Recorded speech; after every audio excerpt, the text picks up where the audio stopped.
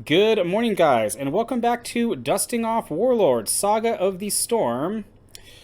So today, this episode is actually going to be, this is going to be a faction overview for all 7 playable factions in Warlord Saga of the Storm. Um, Basically, I'm going to go over kind of some basic fluff for, each of these factions, maybe some of their early history, but it's mostly going to be talking about how each faction plays. Some common themes that you can find in each of these factions. Kind of how the faction feels, how they generally play. And then I'm going to throw out what I consider to be, some good starting warlords if you were just getting into the game or you were just getting into one of these factions. And then rounding it out with characters that I consider to be just generally all around good starters, good starting characters when you're playing one of these factions here. So I do need to once again just really preface all of this with this is going to be a very, very beer and kitchen table casual warlord. If you're looking for a bit more competitive analysis, I highly encourage you to check out Guardians of the Storm. Yeah, without further ado, hopefully this is going to be in alphabetical order, meaning, of course, we are starting off with Deverenians. What is a Deverenian, you may ask? Probably the best example I've heard as far as what exactly a Deverenian is if you think of someone like Aragorn from The Lord of the Rings. He was human, but he wasn't really human. He had that Numenorian blood, and he was better than a person at everything in pretty much every way. Take Aragorn, and instead of him being a good guy, make him this evil bastard that had this gigantic empire that basically took over the entire planet, or at least the entire continent, the Accord Lands where this game takes place. And his empire is in service to a demonic draconic storm. I'm not going to get into the fluff to that because I'd have to reread a bunch of it, but flesh it out with a bunch of, Gandalf the Blacks, like evil wizards, and just it's dark sorcery and black knights. I mean, that's devs right there in a nutshell. When I look at devs, I'm looking at a faction of, powerful fighters, powerful wizards, good stats, good survivability,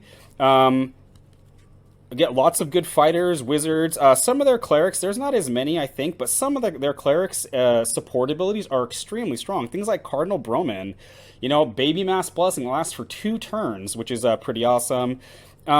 This faction, its off class is Rogue, and there aren't too many rogues in devs, but the ones that they do have are usually pretty solid. Things like Devanus, I think they have 3 rogue warlords. They might have more than that, but at least 2 of them, Talib Al-Sir and Sir Roland, very, very strong warlords.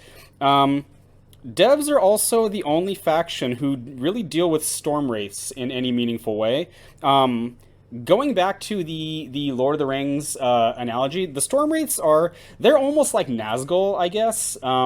These are people that basically went into that demonic storm and it changed them. Like, it storm touched them, and they're kind of like how the Nazgul were in Lord of the Rings, how they were kind of on the other side already. And they do have a couple warlords who are, mostly focused around, building Stormwraith stuff. So if you like the sound of that, that's something you could look into. This is also the most Paladin-centric faction in the game. The devs come in at number 2, but I think the devs have, they've got 50% more or something like that. There's a lot of dev paladins. These are also all evil, asshole paladins. These are not good guys by any stretch of the imagination. But if you like the idea of, mounting up your armor, getting on your steed and, knighting it up, devs do that very, very well. One of the other things that devs have been known for pretty much throughout, I believe, the entire game's history is dice manipulation. So things like your opponent makes a saving throw, a magic save, make them reroll it. Things like Princess Dashkova, who I believe has been around since the beginning, spend react after a dice roll, reroll it. This could be a melee strike, a range strike, a saving throw. This could be an initiative roll if you really need it. Setting dice to certain things, causing it so that your dice rolls under the right conditions can't be less than 6. Pretty nice. Things like Father Anstance here. So, Father Anstance, if he came into play this turn, he can use his react once per turn before a dice roll. The dice roll gets plus 15 to it and ignores critical failures. So if you can get your bonuses stacked high enough, you don't even need to bother rolling with this guy. Pretty awesome. This kind of the end game to that kind of dice manipulation would be something like Generva of the Moon. Even after her errata, very, very strong ability. Just the start of the turn, you roll 2d20s, and you can change any melee or range strikeout for one of those dice rolls. If you get two high rolls, you can count on them helping you spike yours. If you get two low rolls, it could be a bad time for your opponent. Even if their attack mods are great, you can make the dice say no. Very, very awesome. Another thing that devs have done for the entirety of the game, and this is, I guess, a facet of dice manipulation, is winning initiative. So a lot of devs have things like, I'm going to get plus 20 to my initiative roll next turn. Static bonuses, plus 2 from the Beast Knight, plus 2 from Taika the Disjoined. Characters, if they're standing next to a hero, you roll a 20 for initiative every turn. So, in fact, one of the original warlords they had, Lord Gahid Relian, all this guy did, he punched people slightly above average. But you just roll 2 dice for initiative every turn, which helps you kind of seize the moment. And if you have something like Master Anandale, who I believe was also out in the first set, there's a problem there. This doesn't work with the MRP version, but originally, Krun is sitting there with the King's Lady, and he's getting ready to freaking punch your junk in. You win initiative, and Anandale just says, actually, no, you're spent. Like, I don't have to hit you, I just have to target you, which is pretty awesome. Another theme that devs have is a strike redirection. So when you're playing against a dev, a lot of the times you have to always have in the back of your mind, this glorious attack or strike that I'm about to generate might not go where it's supposed to go. Anybody can play things like I have your back, but, devs have tons of guys with, defend, things like get Hedrix, just I can redirect a strike to me. Probably the most, if you've been playing the game for a while, you've had the moment, you've had Uriel, he's got, whirlwind boots, he's got something, he is ready to freaking annihilate you, and you spend him to strike, and then Gedneri comes in and says, actually, you're targeting me, this little level 1 chump. Oh, it's so tilting, it's so awesome. Some of their warlords also are just kind of built around the concept of, you have to kill everyone around me before you can get to me. Things like, Brimmin of the Marches, she gives, adjacent devs defend, and so if they redirect strikes to them and they die, well, it's probably a new guy that now has defend. Captain Karko Zen, I'm just going to keep redirecting strikes, so you're gonna have to work for it to be able to, make attacks on me. Kind of adjacent to the redirection aspect is also just cancellation. Just not even just I'm going to redirect it, but I'm just going to say no. You have, even level 1 characters with, make a DC 9 or the strike fails. Fighters like Mariah Blackthorn, powerful fighter. Once per turn, after a melee or range strike targets her, cancel it. You can save it for whenever you need it. And some of their support characters, Mother Diane, just spend react, cancel a strike. Halo Secrets, spend react, cancel an action. So yeah, you get some of those pieces in play, and it can be. I will tell you, it can be very frustrating when you just cannot get to them. Their warlord is sitting right there in rank 1, and you have your guys are ready to go, but he's got a handful of cards and a couple characters in play, and you're not getting to him anytime soon. So that's I think that's kind of devs in a nutshell there. High staying power, high level characters. And trickery, skullduggery, which is great. If you're just getting into devs, 2 of the warlords I would recommend that I think are pretty good starting warlords. One of them from the beginning, Slayer the Unkind. He's fairly simple. There's a bunch of different ways you can build this guy. Just once per turn, kill a character to ready him. So all those spend orders that you can normally only cast 1 of, Slayer can get you 2 of them. Whether that's building his skill up to an extremely high amount and casting 2 Medusan Lord's Gambits for the win, you can do that. I think that's how I have mine built right now. But you can also do something like, you're going to load your deck up with magic missiles, with power bolts, with elemental bolts. And you're gonna keep blasting these fairly low level spells. You can use things like a Gox Trinket, or I think it's Nihil the familiar, Clarice. There's a bunch of different ways you can get a lot of range strikes out of Slayer with the right setup. So I think that's kind of cool. The other one now, Saran Dilchant is my favorite of the paladins, but I don't think he's as good as someone like Commander Chiton. Chiton gives just a buff to your paladins as long as they have steeds on. So I think his deck might be a little bit more, what is the word I'm looking for? You'd probably have to invest a bit more in it, because most of the generally speaking in Warlord, the higher level you get, the higher your rarity goes. So a lot of the high level paladins are rares, unfortunately.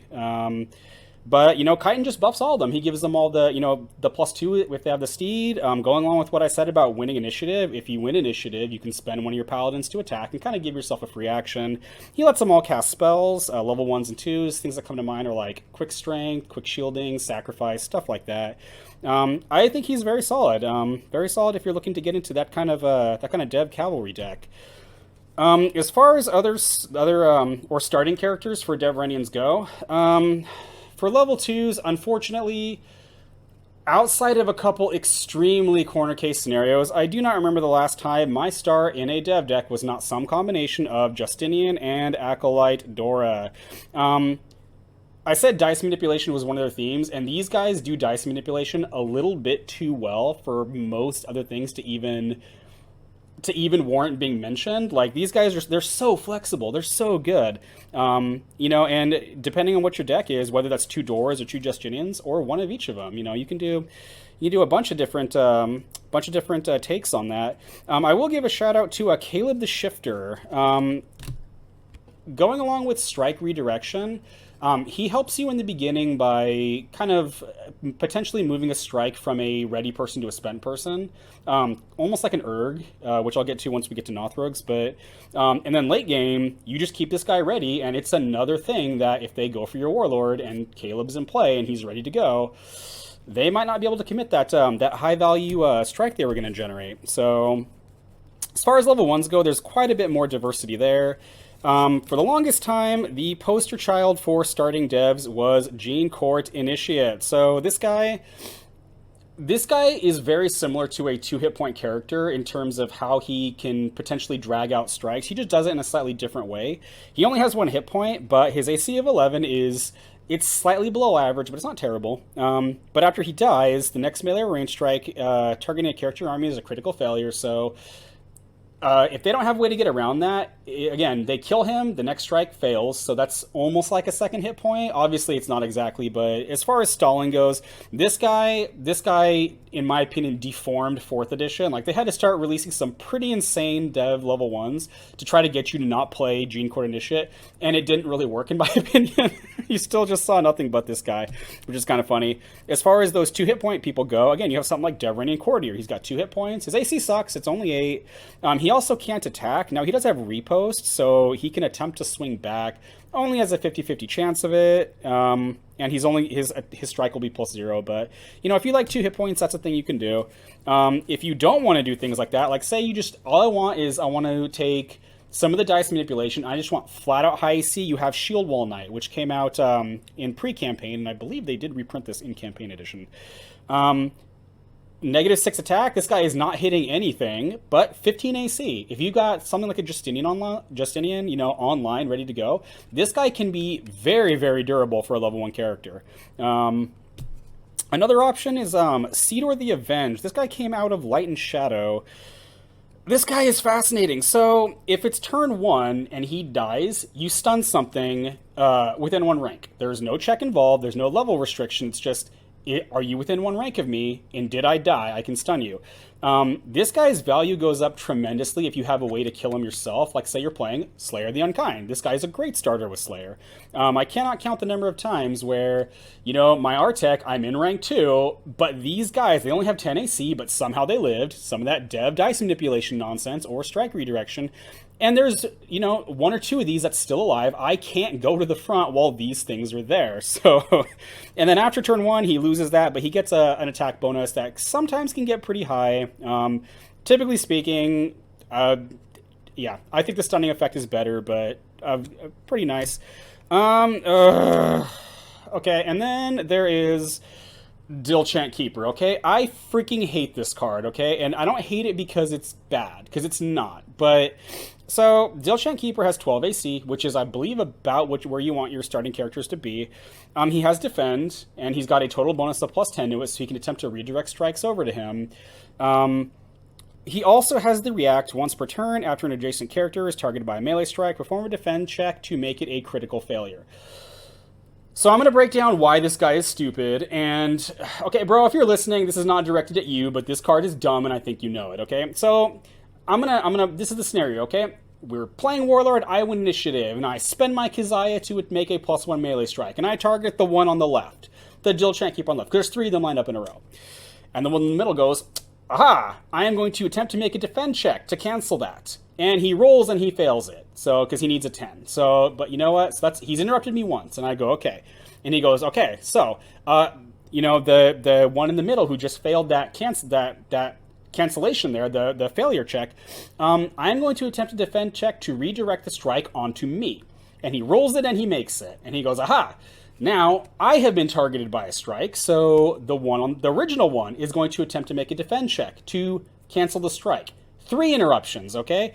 And he fails it. And then the far one goes, I will also attempt to make a defend check to cancel that. And he finally cancels it. So he's made 4 interruptive dice rolls to stop a +1 melee strike from... This card is so freaking stupid, okay? And now, for the rest of the turn, I have to keep track of... my opponent, he has counters. I don't know what the hell those counters mean. I have to keep track of which ones have made defend checks and which ones have made strike cancellation checks. It's just... This card is freaking dumb, okay?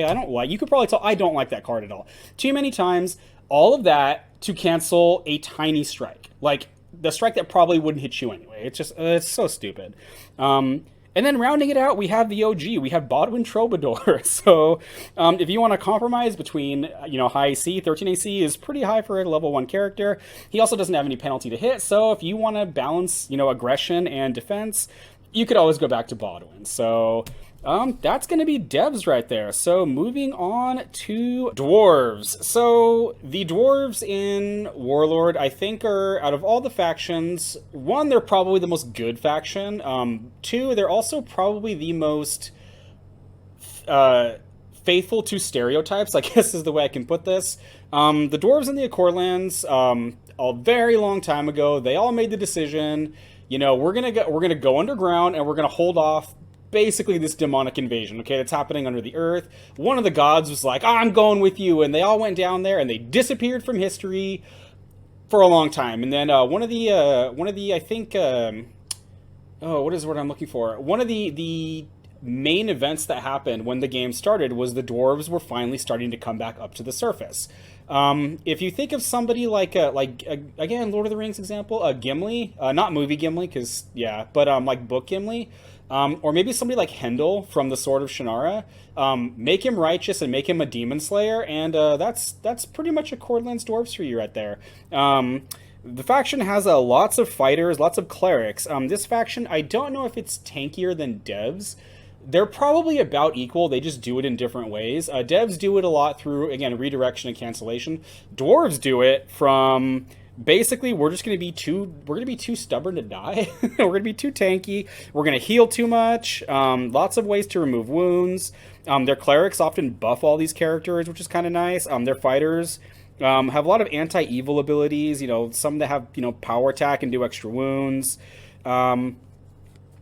Fighters and clerics, I think, are the 2 most common classes in dwarves. They do have, in the fluff, there is actually an entire organization. I think it's actually just called the King's Assassins. And what it is it's basically just it's like a Black Ops dwarf, like, assassin squad that goes and handles problems for the king. It's kind of cool. So they've had that for, I believe, a considerable period of time. I think their first assassin warlord, it was Trespass, and I think he came out in one of the campaign edition sets.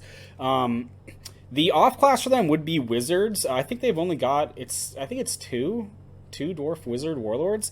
The actual first wizard they got actually had a 50-50 chance of hurting himself when he cast a spell. That's how much dwarves don't do wizardry in this. But as far as some of their themes go, again, going with the survivability theme, dwarves have a lot of way of either reducing or removing wounds. You have characters like Con Peacehand or Atone who just pick up wounds off of dwarves.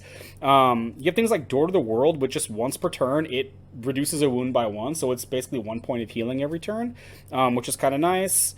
And that really lends itself, again, with their whole tanking up, strategy or theme that they have.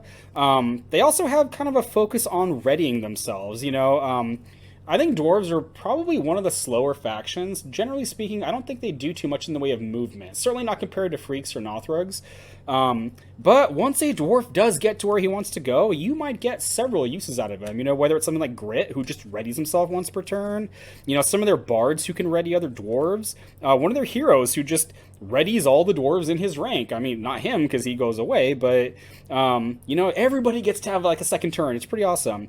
Or someone like Mentor, who after a dwarf equips an item, you ready them. So that's also pretty nifty.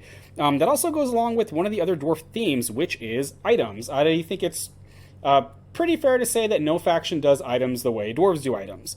They have a whole bunch of characters who, you know, can get items from your discard pile, you know, discard items to do things, whether that's reduce wounds I'm taking or create range strikes, put charges on items, give you bonuses to equipping items, cards like Labor. And then, of course, going all the way back to the start of the game, one of the most deforming warlords ever, King Zod just gives all your dwarves +1 level for equipping items, which notably includes himself.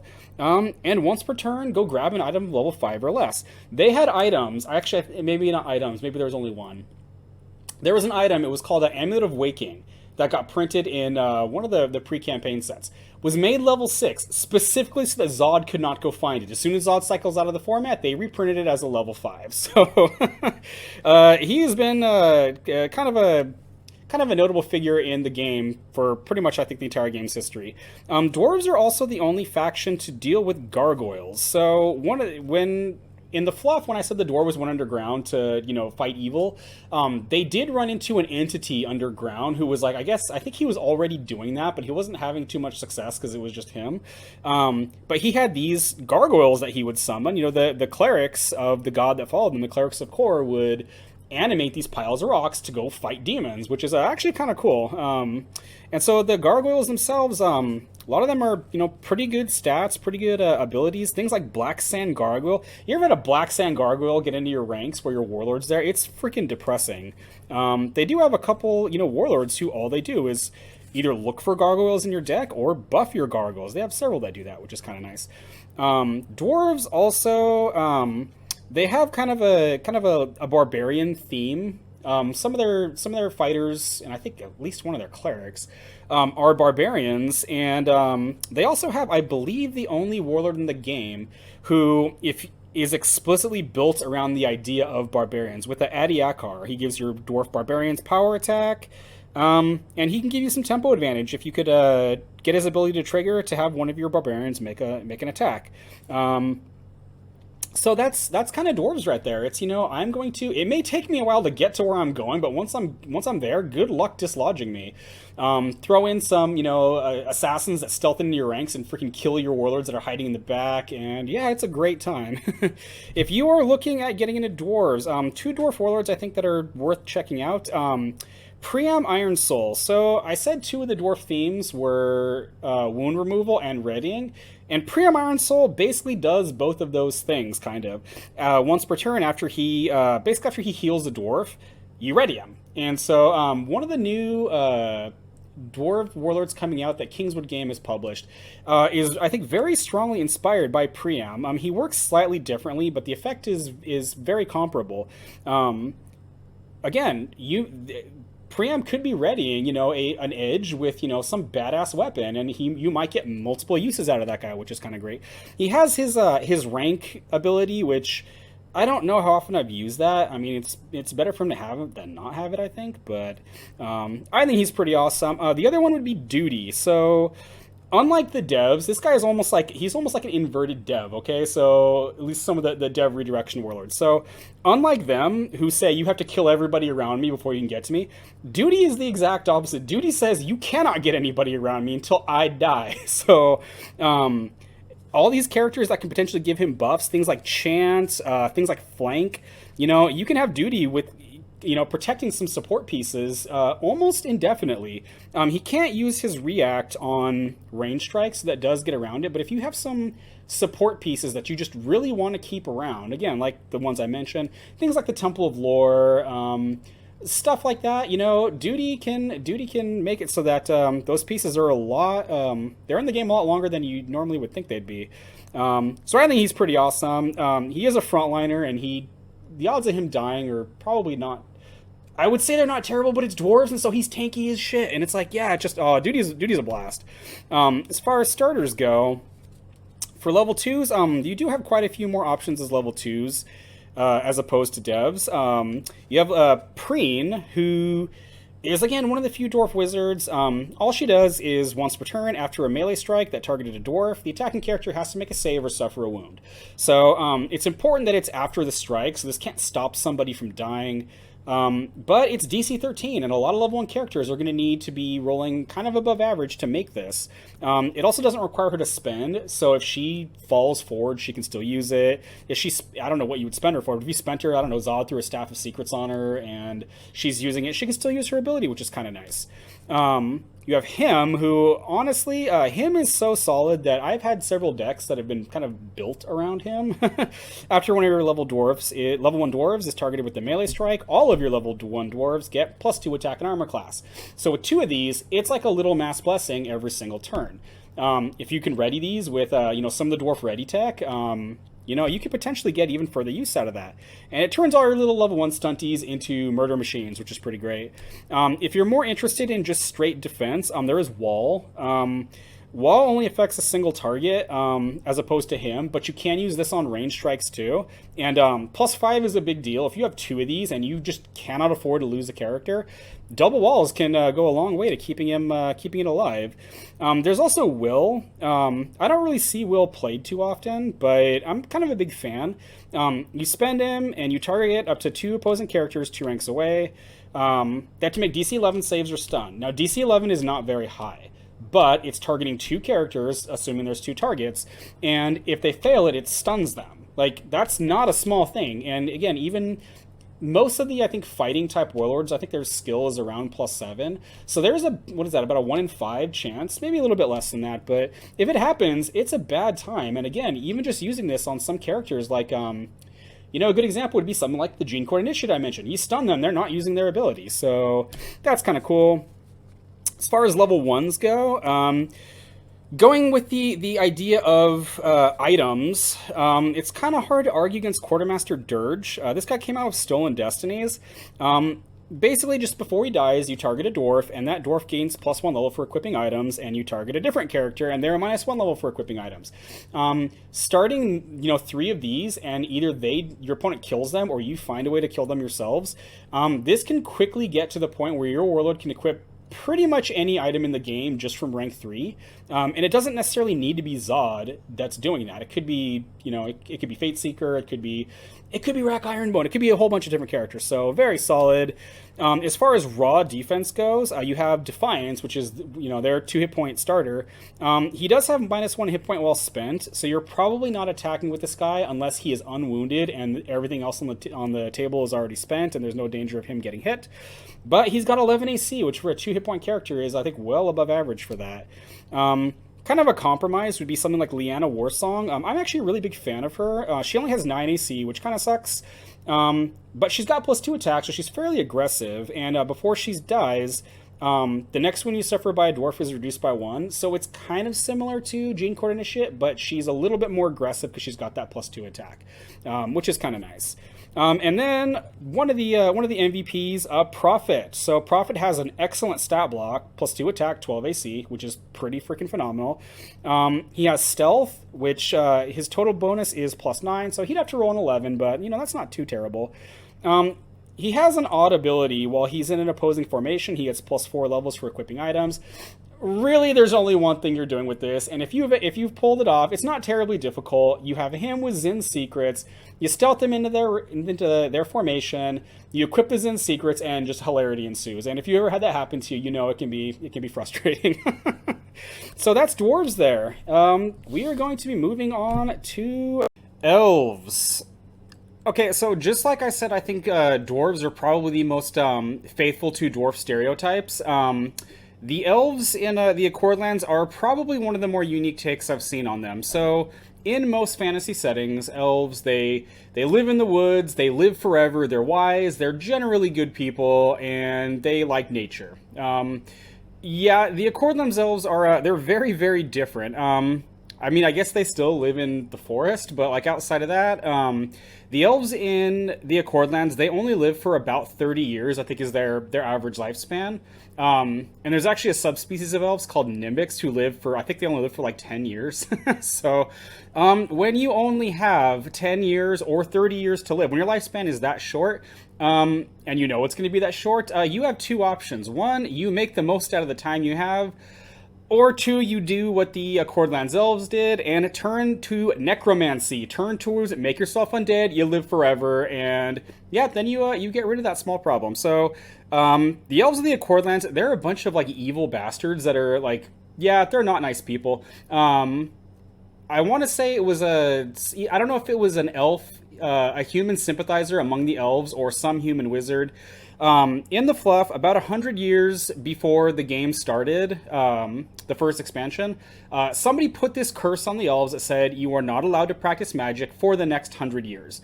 Which again, that's 3 generations of elves there, so a very long time for them.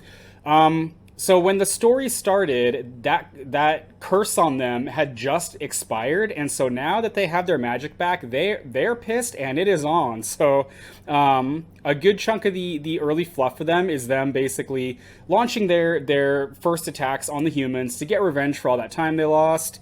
And along with that, a bunch of intrigue among the elven families to see who's going to rule their throne. I want to say I don't know, there's like 7 elven houses. There's House Rowan, House Ceneri, House Glen.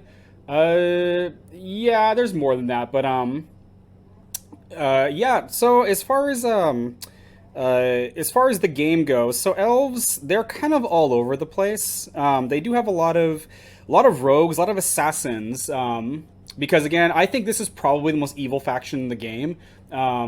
Whether they have the most evil characters or not, like, they feel more evil than anybody. So they do have a bunch of bards among their rogues that give either buffs to other people or just some interesting abilities. Some of them, one of them, Forlorn, doesn't fail when he rolls ones, which is kind of cool. One of their bard warlords, Lorraine Kennett, all she does is add 3 to dice. Well, not all she does, but she adds 3 to the dice rolls for every other elf in her rank. So it works for melee strikes, it works for range strikes, it works if they have to make saving throws. So that's kind of cool. Because they are chock full of a bunch of necromancers, they do obviously have a bunch of wizards that deal with undead, that deal with, creating range strikes, spell efficiency, that kind of thing. They do have a bunch of clerics, too, that have some interesting abilities, unstunning things, bouncing characters, giving attack buffs. Their off-class, I think, would be fighters. There are quite a few fighters as far as the rank and file goes, but they don't have too terribly many fighter warlords. But some of the ones they do are they're quite notable. Characters like Lord Winter, a very powerful warlord, very infamous warlord. This is also the only faction that really focuses on undead. Like, I think most of the elves, whether their card actually says they're undead or not, most of them are. Like, I think it's like 90% of all the elves are undead, even though their cards don't say it. As far as the fluff goes, again, they only live 30 years. They want to scrounge a little bit more time out. So yeah, lots of evilness for evil's sake, and it's fun. One of the main themes I think that elves have is card advantage. So you have characters that just, I come into play, I draw a card. I spend myself on someone else, I draw a card. I die, I draw a card. Things like that, just drawing cards. Some of their warlords who just, either give themselves a bigger hand size, get to draw an extra card every turn. Someone like Lakara Sood, who, his form of card advantage is, I need this card, but I don't need it now, so I'm just going to scribe it until the opportunity presents itself. Cards that cast spells out of your discard pile, or, once per turn. After I cast a spell, of course, this puts it back in your hand. So, and I think it's kind of a good idea, or a good thing, I guess, that they have so much card advantage, because they have quite a few characters, whether that's just rank and file guys, or quite a few warlords who, their abilities are powered by discarding cards. So if you don't have those extra resources to spare, you might not be able to get the most out of them. So, again, they do have a bunch of undead that do things, when they're in your discard pile, things that, I come out of the discard pile, I get to revive characters, someone like Ayaba Wave Runner, spend order, put a level 1 or 2 undead from your discard pile into play. And he can do this every turn, and if you ready him, he can do it more than once per turn. Characters like Turboro, he when one of your elves dives, you can grab a level 1 elf from your discard pile. It doesn't have to be undead. Characters that, they should go to your discard pile when they're discarded, but instead they pop into play. That's kind of cool. The faction also is the only faction that includes liches as warlords. There's two of them, and they're actually the same persona. They do have, there's two different cards for him, but it's Morgan Dithanis. Both versions of him have their phylactery item that lets them potentially avoid being killed. So if you like to play your wizards a little bit on the edge and you want them to be just a little bit more durable and hopefully don't die so quickly, you could check those guys out. They're pretty cool. Elves also have a lot of range strikes, and not just range strikes, but value range strikes, or characters who have multiple range strikes. Characters like Max Stormcrow, he can spend for a +5, and once per turn he can shoot off a +0. Alessandressa, spend for 2+4 range strikes. Characters like Tarwin, 2+5s that stun you. Two of their heroes are Mormanian and Lorfinin, who do all the shooting. Let's just shoot everything, because why not?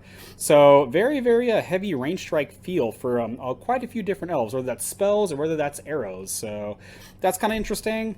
If you are looking to get into playing elves, I think two very, very solid starting warlords. They both do deal with undead. The first one, Cairbre Netherin. So this is an assassin. His attacks are average. His armor class is average. His skill is kind of high for a rogue, which is kind of nice. What he does is not even once per turn, you discard a card. Again, I talked about that. A lot of their abilities are fueled by that. You target a character within one rank who has to make a poison save with a DC equal to 14 plus the number of undead in this rank. If they fail it, you either wound them or you spend them, and you get to choose. And rogues have a whole bunch of different ways to abuse you when you're spent. So Cairbre sets that up very nicely. He can spend you, and then you might only have one action till the game's over because you're spent next to him now, and he goes, I spend and I assassination, or I knife after dark, and it's lights out for you. Or you can just inflict wounds with that, and the more undead you get, that bonus can add up pretty quickly. So really common ideas that I see with him is just load his deck up with a bunch of movement. Once he's at the front, any movement cards you've drawn, they're just fodder to toss to his ability. So I think he's simple, but I think he's very effective too, and I think there's a bunch of different ways you can play him, so I think he's great. The other one would be Rustic Umbala. So this is a cleric who can cast level 1 and 2 wizard spells. I don't use that too terribly often. Like, I'll play things like Contagion sometimes, but really all he does is he gives your undead +2 attack, and that may not seem like a lot, but it starts to stack up quickly if you throw something like a Baskerite Mark on him, and that bonus becomes +4. He's a cleric, so he can cast things like Mass Blessing. He can also move an undead forward once per turn, so if you're playing some of the higher level undead, he gives them just a little bit of a speed boost. Not a terribly fast one, but again, kind of like Cairbre, I think he's simple, but I think he's good. I've had great success with him, and again, there's a bunch of different ways you can play him. So I think those guys are both great. As far as starting characters go, it is really difficult in Elves, in my opinion, to justify not starting the Biting West Wind. This card does a little bit too much, in my opinion. The range strike he generates does not require him to spend. It's a big value. +6 is pretty high for a level 2 character. The trigger to it is, I would say, one of the most common triggers in the game, falling forward, spending or stunning from falling forward. And his range strike doesn't have to target the offending character. It can go anywhere. So, it's hard to, if you don't like the idea of a trigger like that, like you still like the range strike ability, but you're just, because it can happen where his ability doesn't trigger, or it triggers at an opportune time, and you wanted to save it for something that's not quite in range right now. There is Artheon, who is one of the original starters. He spends for a +5, which is not as high as the Biting West Wind's +6, but it is a spend order, so you can choose when to use this. You don't have to wait for the trigger to go off. I'm also a big fan of Telinus. So again, if your warlord wants to run to the front, kind of like how Cairbre Netherin wants to run to the front, Telinus is movement that you don't have to draw into. So whether it's, again, Cairbre, whether you want Winter to go to the front quickly, Telinus can do that, assuming he doesn't get killed. He can do that, and you don't have to necessarily include a bunch of extra movement cards to make, to get your warlord up to rank 1, on the first turn without being stunned. If you want something a little bit more defensive, Skyrek is a card that I'm I didn't really like him for a long time, and then fourth edition happened, and our options got kind of restricted. And combining him with Bone Golem, I actually did pretty well with this in fourth edition. So Skyrick, before he dies, you can remove him from the game, and you can get basically a Bone Golem. You can get other things, but for this example, we're saying Bone Golem. You can get a Bone Golem from your discard pile and put it into play. Coincidentally, Skyrick is a Necromancer, and Bone Golem, you can spend Necromancers to reduce wounds it's taking. So, Elves, for the most part, I consider them kind of a fragile faction. Usually their defensive stats aren't very good. But these guys together, as a team, they've survived some pretty... I've done great with this. So, other defensive options as level 1s. You have Quadriblet. Quadriblet's kind of an interesting character. His AC is only 10. And you can't buff his AC. Like a Mass Blessing no longer buffs his AC. It used to, and those were good times. His interesting thing is strikes against him don't get bonuses of any kind. So it doesn't matter if, it's Artec with some weapon on him and his attack mod is plus 19, he still needs to roll a 10 to hit you. So these things can be a bit more durable than they let on. Their value kind of changes based, I think, on what kind of strikes you're throwing at them. Again, the Artec thing, that's the dream. But if it's just, crappy, I don't know, some crappy level 1 with plus 0, I mean, it's still just 50-50, so, but I think those are solid as well. A Matra Tansik is kind of a compromise, again, between offense and defense. She's got plus 2 attack, and AC 11's not terrible, and when they kill her, they have to make a DC 12 poison save or suffer a wound. And 12 is high enough that a lot of low-level characters, it's going to be about 50-50 whether they make that or not. So she can potentially provide or inflict 2 casualties in a single turn. The one that she stabs, and then the one that gets killed stabbing her. So I like her as well. Another option you can do is Tybast. So Tybast is one of those elves that does things while he's in your discard pile. Just as long as he's there, it's very straightforward. Your opponent's characters have -2 skill, and these do stack with each other. So if you have 3 of these in your discard pile, like say you were starting 3 of them, that's -6 skill. That's a pretty big skill swing. And if you're playing a warlord like, I don't know, like Kira Scenari, or you're playing, again, someone like Carabri Netherin, that bonus is not irrelevant, and there is plenty of graveyard or discard pile hate in this game, but, 3 of these things with a Thyphera in your discard pile is -8 skill for your opponent. A lot of things that don't look like they would normally work all of a sudden start to work when you're giving them that big of a skill penalty. Oh, and then, you know what? You have the original. You have one of the OGs. You have Jagoral, okay? So Jagoral's got AC 12, again, about where you want it to, and just spends for a +0 range strike. The original start for Elves that I think a lot of people ran was 3 Jagorals and 2 Artheons. It was range strikes all day. Again, there's usually something juicy in rank 2 that you can shoot at, so yeah, he's an oldie, but he's a goodie. So that's Elves right there. So we are going to be moving on to Free Kingdoms, the Freaks. So at the start of the story, at least as far as campaignation goes, there was one, I think, fairly large human kingdom called Andover. And unfortunately, Andover suffered a lot of things a lot of catastrophic things in a very short period of time. Again, the curse on the elves was lifted, so they were rearing to go to get some revenge. There was this organization of people who basically organized a mass assassination event. It was called the Assassin Strike, and all it was made to do was to kind of sow discord and panic and kill off a whole bunch of authority figures. One of these authority figures was the king, I think it was King Michael of Andover. So now he's dead, and just everything that can go wrong was going wrong for these guys. I don't remember if it was part of Andover or not, but the great city of Baraxton, which I believe is one of the largest cities in the setting, basically a whole bunch of Nothrogs united under one banner, and you're like, that untakeable city, we're taking that city. And they did.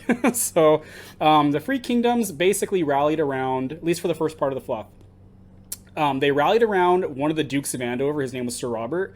And basically all the farmers who didn't die, the soldiers who didn't die, and yeah, not many of those, were all like following Robert as he was gathering what survivors he could and fleeing to some place where they could all go and not die. So yeah, that was their early fluff there.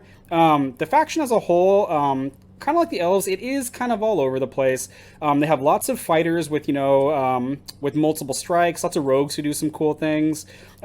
Free Kingdoms as a whole, I almost get the feeling from this faction that there's kind of this underlying theme of quantity is its own quality, because you'll have some characters like I am Hotelan. He's a level 4 fighter. He's got 4 strikes, 4 melee strikes when he attacks. They're only +1s, but he's got 4 of them. So, eventually, one of them should hit you. They have lower level characters, plenty of level 2 characters who have 2 swings or hand out more swings. So, yeah, I say they probably don't hit because they're low. Their bonuses are low, but we'll get into why that's not really true. This faction also, along with a bunch of fighters, bunch of rogues, a bunch of clerics, wizards would be the off class for the Free Kingdoms. I think they only have. I think it is only two wizard warlords, and one of them isn't really a freak warlord. Like he is, but he's not. So this faction is also the other faction that deals with paladins. There aren't as many paladins in freaks as there are in devs. Devs, I believe, they do have quite a few more. But these ones are the good guy ones. So if you like the knight in shining armor, the holy knight, holy fighter guy, these guys do that, I think, fairly well. They do have several paladin warlords, too, to have one of them leading from the front, which is great. This faction also is the only real faction to deal with lycanthropes. Mercenaries do have a few lycanthropes, and I believe they do have at least 2 lycanthrope warlords. But I think it's you see it more in freaks, especially later on in the game. A lot of these guys, Tamor Sisar, he's got 3 strikes. He may get a 4th strike if his ability triggers, and they might be +5. So again, lots of swings. Luca Yasar, he's got 3 base strikes. They're not very good, but you can spend a lycanthrope form equipped to him. Lycanthrope forms are the lycanthrope specific items. That's them turning into a bear, turning into a wolf, turning into an elephant. Good times. Make a melee strike. So again, lots of strikes. Just keep swinging, and eventually one of them should hit something. They do have a fairly solid lycanthrope warlord in the form of a Beastmaster Eladric, who he just gives them a +2 to attack, armor class, and skill. It's kind of like Rustic Umbala, but I think way better. He's got his little stunning ability, so if you like lycanthropes, I mean, plenty of them here in Freaks. The thing that I think the faction is probably best known for is how Freaks buff each other. So you have characters like Homunculus. If you're standing next to it, you get +5 skill. Or Ada, if you're standing next to her, you get +2 skill. And if she's dead in your discard pile, she gives you +3 skill. This wasn't really a big deal back in the day, but nowadays where a lot of wizard spells are based on your skill, if you have a wizard warlord standing in between 2 Homunculus, that's +10 skill. That's not a small buff to some potential save DCs. You have characters like Driga and Court and Lie. You stand next to them, you either get armor class or skill, and even if they're dead, they give a little bonus to armor class or skill. Characters like Vorgurn, spend to give one of your ranks a +4 armor class. Allure, I'm going to show you an astral character and buff all my guys. Sir Thomas of Selenar, you stand next to me, you do double wounds with your melee strikes. Now that's a really big deal in this game, because a lot of healing only heals for 1, and yeah, this skews dice math quite a bit. You can remove from the game and say until the end of the next turn, all my guys do double wounds. So the amount of destruction you can get out of that guy is, yeah, it's kind of out there. So a lot of buffing, a lot of, if you're standing next to me, or you're in the same rank as me, or you're even in the same army as me, I'm going to hand out bonuses to you, and all of a sudden those +1s on I Am Hotelan, they are no longer +1s. So Freaks also do quite a bit of movement. You have characters that just shove other characters around, characters that turn into they turn into familiars to move you. Characters like Rolando and Roland Zinn, 2 very similar and similarly named characters that, they come into play and they move things, potentially quite a few things. Characters like Jack Casey, he's a serviceable character just on his own. He's a 3rd level fighter with fairly average stats, but he can spend to move somebody in his rank forward or backwards. So if you can line up, 1 or 2, even 3 of them, even your level 5s, they get to the front really quickly. So that's kind of cool. This faction also does have a heavy emphasis on range strikes. I don't know if they do it more than Elves. I think they might do it better than Elves, but you have plenty of level 1s and level 2s, level 3s. Everyone's got some range strikes. Characters like Reese, who I'm a big fan of, she shoots out 2+2 range strikes, and they're also spells, so they ignore planar, and she even has marksmanship that she can use on it, which is kind of cool. You have warlords like Laird John Hawthorne. Every time he moves a rank, he gets to shoot. It's not uncommon for this guy to generate, 7, 8, 9 range strikes in a single turn. Characters like Trevor Magson, he points at something at the start of the turn, and everybody gets a bonus to their range strikes. So very, very strong theme for that with this faction. Something else that the Freaks do, and I don't really think anybody else does this, is this is basically an army of peasants. So when one peasant leader dies, another one has to step up to take their place. So you have several different characters, and these have been present for, again, I think most of the game's history, regardless of what edition it is, like Maximilian. When your warlord dies, Maximilian steps up and becomes your warlord, so you get to keep playing. So if something freakish comes out of nowhere, or just the dice hate you and your warlord gets killed and you have a Maximilian in play, you're still good to go. I mean, you're still probably in trouble, but the game's not over. Same thing with a character like Tavin. You know, he hates your warlord so much that he'll wound him, and he can't wait to take over once he dies. Characters like Takis Filled, if you can get this guy up to high enough level, he becomes a warlord too, and that's just another piece your opponent has to get rid of for you to lose the game.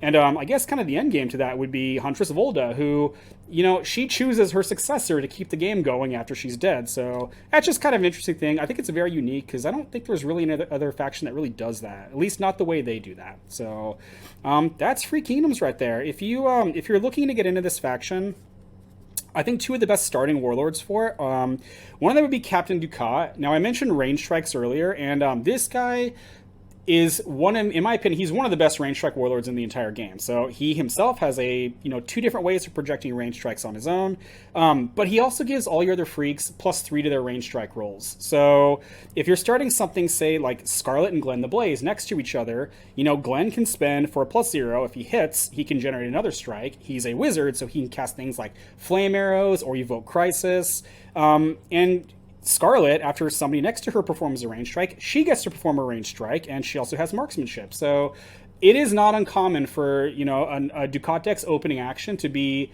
it can be like 5 or 6 range strikes, and these are not like +1s. These are usually going to be, you know, +4, maybe +5. So very, very blitzy, very solid. It's really easy and it's really cheap to build a Ducat deck. Throw a bunch of low-level freaks in there that have range strike abilities. Add a couple things to just help you deal with, you know, maybe the things that your range strikes can't handle. You know, some item removal for things like Signon's armor, and yeah, I think very solid. The other would be Sir Robert the Vigilant, from the first set from Saga of the Storm. I'm gonna kind of full disclosure. This is my favorite warlord in the game, and he's my favorite by a lot. So I'm gonna try not to be too biased here, but I do genuinely think this guy is one of the better starting warlords you can try for freaks, and he does so for 2 reasons. The first one is the one most people think about when they think of playing Sir Robert. He has the ability, you may bring Free Kingdoms characters higher than the 3rd level into play as if they were 1 level lower. So immediately right off the bat, this means that, again, you can bring your level 4 characters into play as if they were level 3. I would say, almost more importantly, this means you do not need to build a 4th rank to play 5th level characters, which can be a big deal.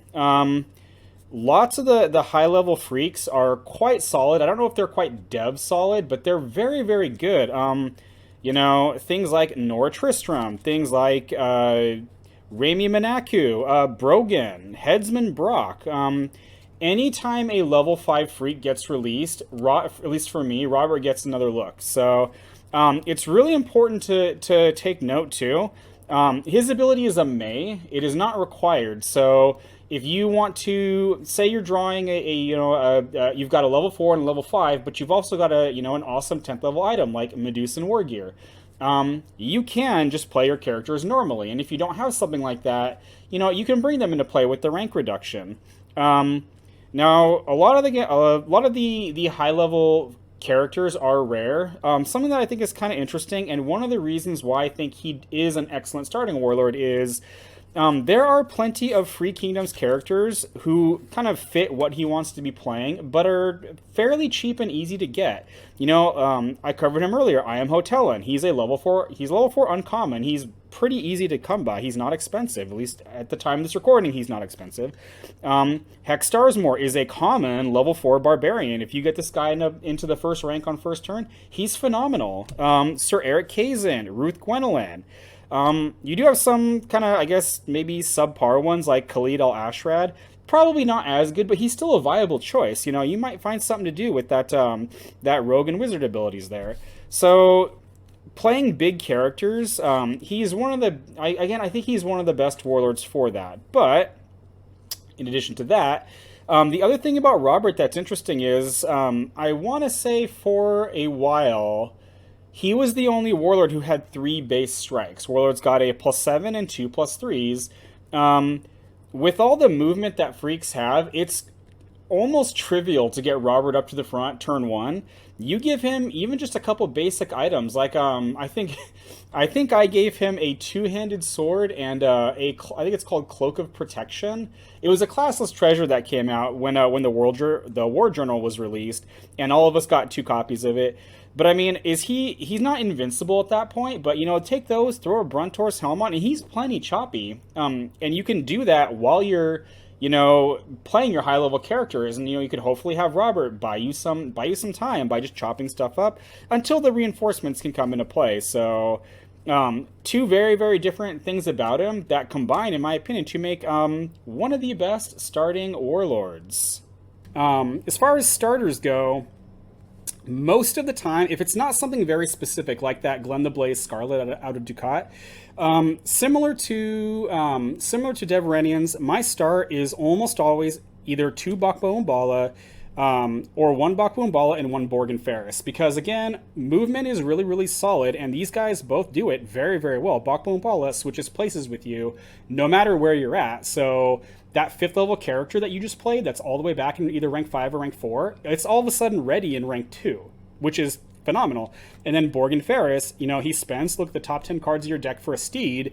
After your starting formation and after you've drawn your opening hand, that's like a quarter of your deck you're looking through right there. So, I mean, you don't need to have a terribly large number of steeds to get, something out of that. And then all of a sudden, that high-level character is ready in rank 1 and ready to start swinging. So I think those two guys are very, very effective, either together or, double Bakbo. I don't think I've done double Borgin too often, but it's an option. If you're looking for more defense, I'm a really big fan of Darso the Mad. So his AC is only 11, which is not very good for a level 2 character, but he has his react that he can keep doing any number of times per turn. After he's targeted with a strike, you force them to make a DC 14 save or it cancels it. So DC 14 is high enough that there's a lot of lower level characters. They've probably got less than a 50-50 shot of making that. But even some choppy characters like Artek needs, I think he needs 9s to make that. Like, that's not good. That he has to roll 9s to hit this guy, or to even get the opportunity to hit this guy.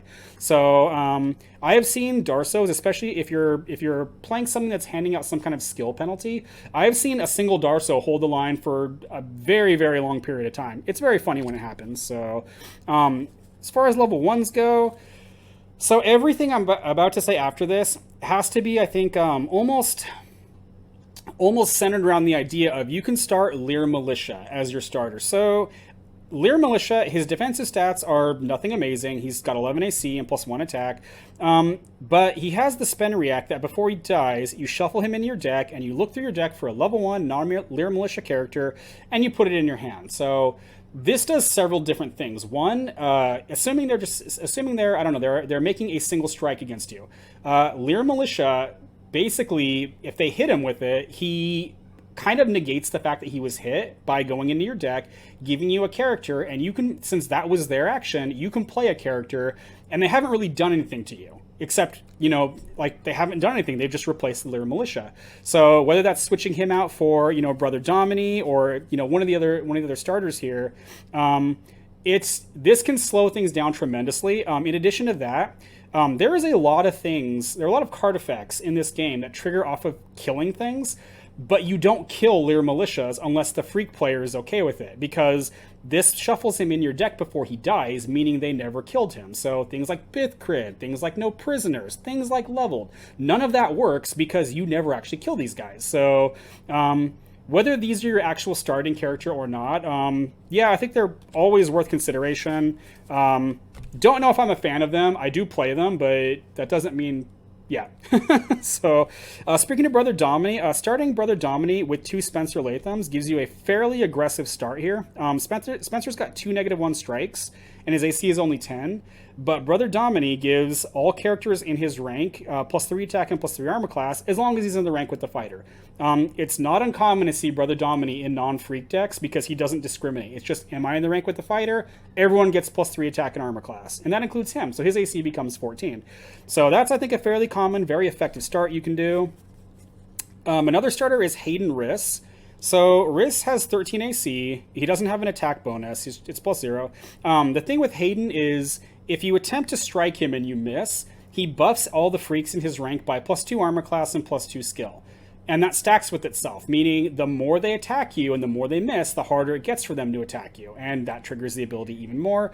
And it can make them, even him, he's got a plus 0 base attack. He can get kind of dangerous if they've made several strikes and not hit. And again, if they miss the first one, the odds of them missing subsequent attacks only go up because he's continuing to buff everybody. Very, very solid starter. Someone else I'm quite fond of, Gias and Fret, going along with the whole movement ability. When she's in your discard pile, your Warlord can remove her from the game to move somebody forward. So, again, freaks, it's really, really easy to get your high-level hitters into rank 1 very, very fast, depending on what your starting characters are. So I think she's great. Her AC is only 11, which is not amazing, but you almost want her to die. So if she could have like an AC of 6, and yeah, I'd still probably play her. And then there's the OG. There's Keziah. This was the original starting Free Kingdoms character. She's got 12 AC, plus 1 attack. She's a bard. I'm not really sure why you'd be running her instead of Ryan Mornington these days, assuming you were playing one of these at all. I mean, maybe you're playing some kind of weird rogue build, and you're playing Sayer's Plan, so you need all the rogues you can get. But you could always go back to Keziah because she's awesome. So that is Free Kingdoms right there. Moving on to Mercenaries. So most of the time when you think of a mercenary, you probably think of something like a paid soldier or a paid fighter. That does exist in the Accord Lands. There is, I want to say there's several, mercenary bands that are just hired to fight wars and do battles and stuff. Particularly the Dark Horsemen, which is Carabriss's mercenary outfit. I think that's probably the biggest one. I want to say a couple other smaller groups, like I think Zartok had his own little band. I think Darath Sadul had his own little band. But a lot of the mercenaries in this game they're not like that. They're like wild monsters and wild animals, things that are less like paid fighters, and almost like they captured these things and they just pointed them at the enemy and hope for the best. Mercenaries do have one of the lowest card pools of practically available things in the game. Because every other faction has all of their cards, and you can play mercenaries without any loyalty penalty. So, but the mercs are kind of stuck to just mercs unless they want to have to bring people in stunned. So, yeah. But there's a lot of variety in mercenaries. When I said that Elves and Free Kingdoms were all over the place, they're nothing compared to mercenaries. Like, you name it, you can find it, for the most part, in mercenaries. You've got choppy melee characters, you've got shooty characters, plenty of healing clerics, wizards with healing magic. I mean, in addition to that, a lot of the support pieces, like some of the kind of auto-include characters, things like Torin Yasar, things like the Seers, Light and Shadow, things like Bem, Kabir the Insane, Ghost Bog. A lot of these utility pieces are mercs, and again, that means pretty much everybody has access to them. Something I think that's kind of interesting as far as the alliance format goes is I can see there being a little bit of deck shock, because in Ancients, a lot of your decks, certain cards like Tauren is in a lot of Ancient decks, but you can't bring Tauren if you're not bringing a Merc in that format. So, this faction, I can't really point to too many, themes they have. If you think of it, you could probably do it. You have warlords that punch people, warlords that shoot, roguish stealth warlords, blaster wizard warlords, healer warlords. You can probably do it in mercs, so, which is something that not too many other factions can say. If I had to, ascribe a single kind of theme that they're kind of known for, it would be monsters. Freaks have their Lycanthropes, Nocthrog have their Siege, Elves have their Storm Wraiths, and mercs do monsters. Like, good lord, do mercs do monsters. You've got, monsters that make lots of melee strikes. You've got monsters that make very quality melee strikes. You've got monsters that do all the shooting, monsters that move super fast. Stealth exploding frog monsters. What'll they think of next? Monsters with all the hit points, monsters that stun you, monsters that heal other monsters, or characters that move monsters around. Characters that turn other characters into monsters, because as much as we love them, we also have characters that murder the shit out of monsters. Buff your monsters with, rank and file characters. Some of their warlords who all they do is buff monsters. Warlords that go look for monsters. You may notice kind of a theme there, yeah. So that's been kind of a Merc thing, I think, pretty much the entire time. So if you like monsters, this is the faction to play if you want to just tooth and claw it up. So Mercs also are the faction that has the staggering majority of dragons. Generally speaking, I think dragons are probably the strongest characters in the game. Most of them are wizards. Most of them have they're high level. I think it's like some of the lower level dragons, like 5 is low for a dragon. The first one, I think Blackwind was level 6. But a lot of them, they have high AC, high skill. As wizards, they can cast spells. They almost all have the ability to kind of fly. They flap their wings and they get to move forward or backward a little bit. And they usually have some other ability, whether that's, a powerful range, like a chain lightning effect range strike. Blackwind's got his DC 14 save for all characters in the rank, or they take a wound. Some of the higher level dragons, have much more powerful abilities and some really, really high stats. So, dragon summoning in Mercenaries it's very doable, and there's multiple different ways you can do it. Again, though, because they're mercs, you can dragon summon. It's called dragon wrenching, is like the term most people use for it. You can do that in a bunch of different warlords. Belial does it. I've heard about this a lot. I've never actually seen it. The Sargok dragon ranching to make all your dragons do double wounds. Okay. I'm really big on Azaran the Foul doing it, and that's just, not that he's the best at it, he's just the one that I prefer. So, something else that mercs do have, again, going along with the idea of these are not necessarily paid soldiers, a lot of the kind of generic siege characters, things like Rampart, Castle Gates, the Temple of Lore, the big one, Tower of the Steel Rose, Archer Tower. These things are not really aligned to a faction because, it's a building, it's a wall. So anybody can play those. Some of those don't see a terribly large amount of use. Temple of Lore, I think you see quite a bit. Archer Tower is extremely solid, and you see that quite a bit too. Yeah, I can't really say too much more about mercs because I'm not saying they don't have fluff, because they do. It's just, it's everywhere. It's scattered everywhere, and mercs do not feel united, because on one hand you have characters like Fiza Nyota, who, she's a merc, but she's basically she's like a freak revolutionary who said, I don't want to follow Robert anymore, and just took off. You contrast that to something like Kevrosh Dathar, who's just a monster, and some of them, I don't even know, like Jalik, I don't even know where he fits into anything. So, but yeah, that's kind of mercs there. If you're looking at getting into mercs, 2 warlords I think are excellent starting warlords. The first one would be General Lund. I believe this guy is being reprinted in the Box of Greed, which is kind of nice because Lund is extremely simple. All he does is, well, not all he does, but he spends to ready 2 lower level unstunned characters. So some of those monsters I was talking about, a Lennox with 4 charges on it, you might be able to shoot that twice with this guy. Valadan with, not even with anything, just Valadan by himself. You have 2 Valadans, ready both of them. That's potentially 6 extra strikes you're getting right there. His stats aren't very good. +6 skill kind of sucks. AC 14 kind of sucks. But again, most of the time I think Lund, he's best served sitting in the back, readying your key cards there again, because there's plenty of quality stuff for him to ready. So I'm a big fan of him because, again, lots of different ways you can play him. If you really need to stun something, readying a Demon of Kavar a second time, or sky's the limit with that. Now the other one is one of the 4th edition warlords, Queen Yahaya. So Yahaya's stats aren't really anything to brag about. Her AC, I think, is slightly high for a wizard. +7 attack, no one cares. +10 skill, which is, that's wizard skill. Really, the big thing about Yahaya is she has this very interesting ability. It's an order twice per turn. Target an opposing character within 2 ranks. The target must make a magic save, DC 14, or perform a melee strike against a target of your choice.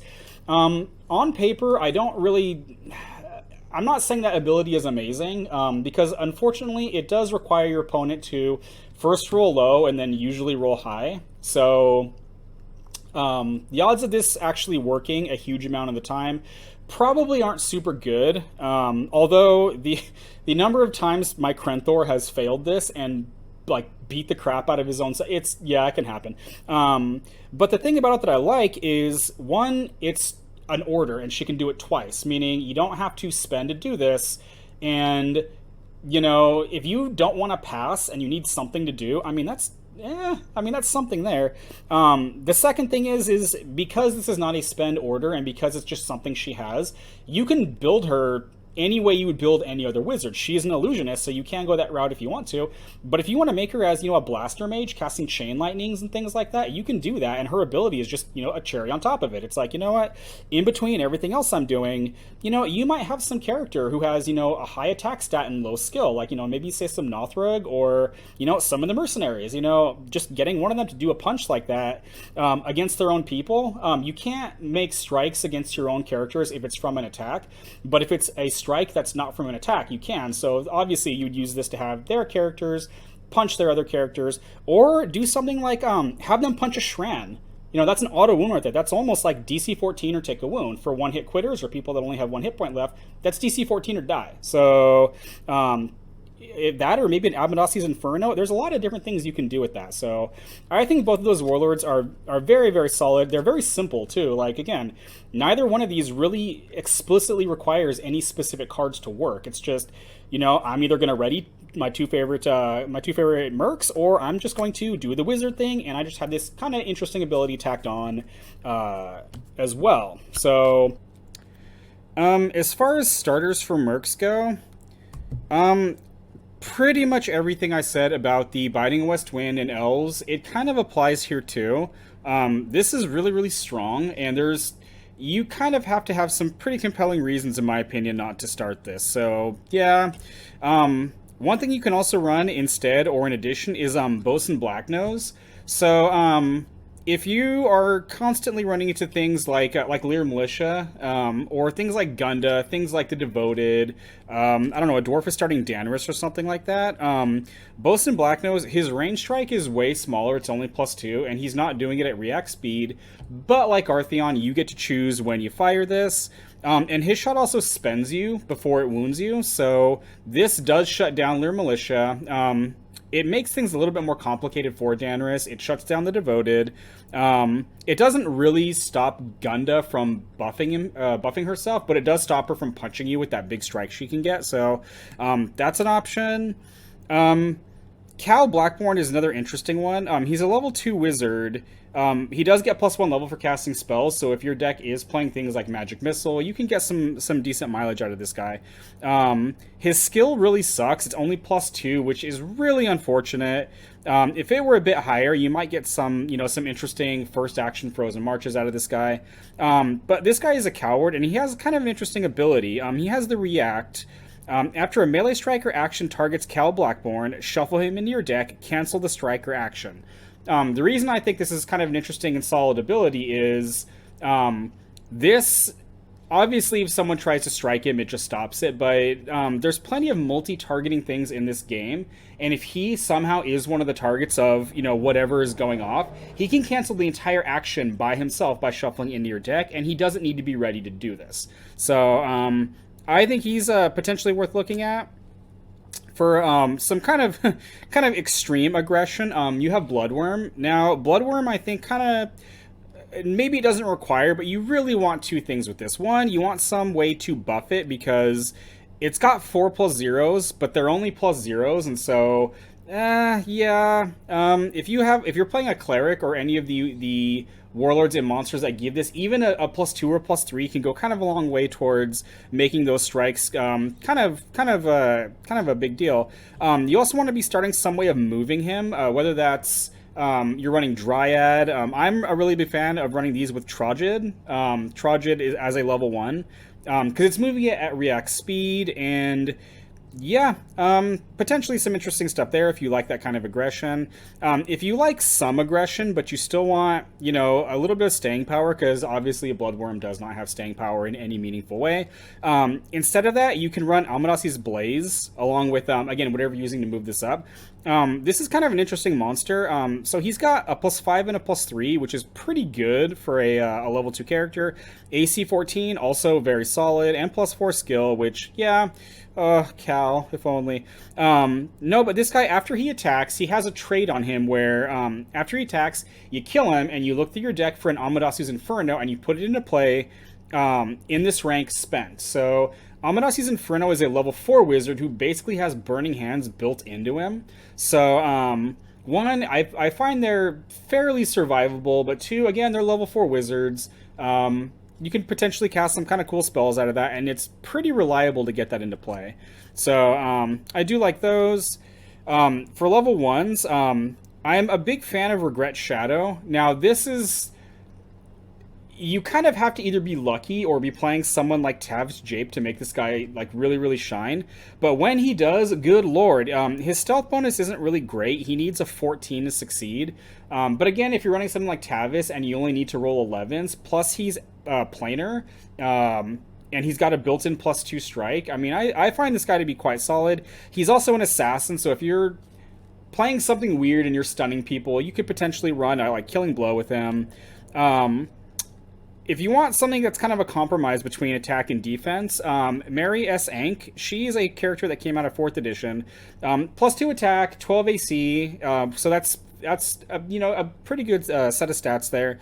But she also has charisma, and her total charisma bonus is pretty good, and she can use that to, kind of help her or help other hers, if you're starting 3 of these, succeed on some of their offensive actions. So I think she's pretty cool. And then there's Markapal Ivy. So there are lots of characters in this game, maybe not lots, but some fairly prominent characters in this game that enter play kind of far back and don't have any trouble making it to the front quickly and kind of ruining your day. Things like Feral, things like Jackals of Morn, or just anybody who's playing a cavalry deck. Markapal Ivy is... It can spend another character when that character enters play. Because you're mostly using this against, again, characters that are usually fairly high level, level 3s, level 4s, maybe level 5s, you're almost always trading up with Markapal Ivy in terms of the resources expended. So, and again, it's got 12 AC, meaning it's not just super easy to hit. So I think these are pretty solid. If you want to go, I guess, almost extreme defense, there's Masirin Trader, who came out a long, long time ago. In what is this? Call to Arms. So Masirin Trader, kind of like Shield Wall Knight, he is not hitting anything. He actually has even worse of an attack mod at -7. His AC is 13, which is a bit on the above average side. Actually, it's fairly high for a level 1 character. But he has his Spend React. After he's targeted by a melee or range strike, you cancel it and you move him to a different position in his rank. This means this guy can, by default, he's stopping the first thing you're throwing at him, whether it's a melee strike or a range strike. But he's also backing that up with an AC of 13, which is, again, pretty solid. He can't use this when he's the only character in his rank, which is... probably the biggest downside. So if this guy is like your last defense, yeah, he's not going to really be able to do his thing, but he's still got that AC 13 that he can rely on. So I don't really see too many other people play this, but I'm still a big fan of it. So, and then of course, when you're talking about mercenary starters, there's always the OG. There's the Brine Fiend, 8 AC, that sucks. His attack is misleading. It's not +0. It's whatever it needs to hit your Warlord. But he's got that 2 hit points. So, you want durability and, yeah, and just some nostalgia. There's always the Brine Fiend. So, moving on to the Nothrogs. Okay, so the Nothrog are green skins, okay? So that covers goblins, orcs, trolls, giants, minotaurs. What else do they have? That's basically take all of those. I think hobgoblins too, things like that. Take all of them and put them on the plains and organize them into warbands.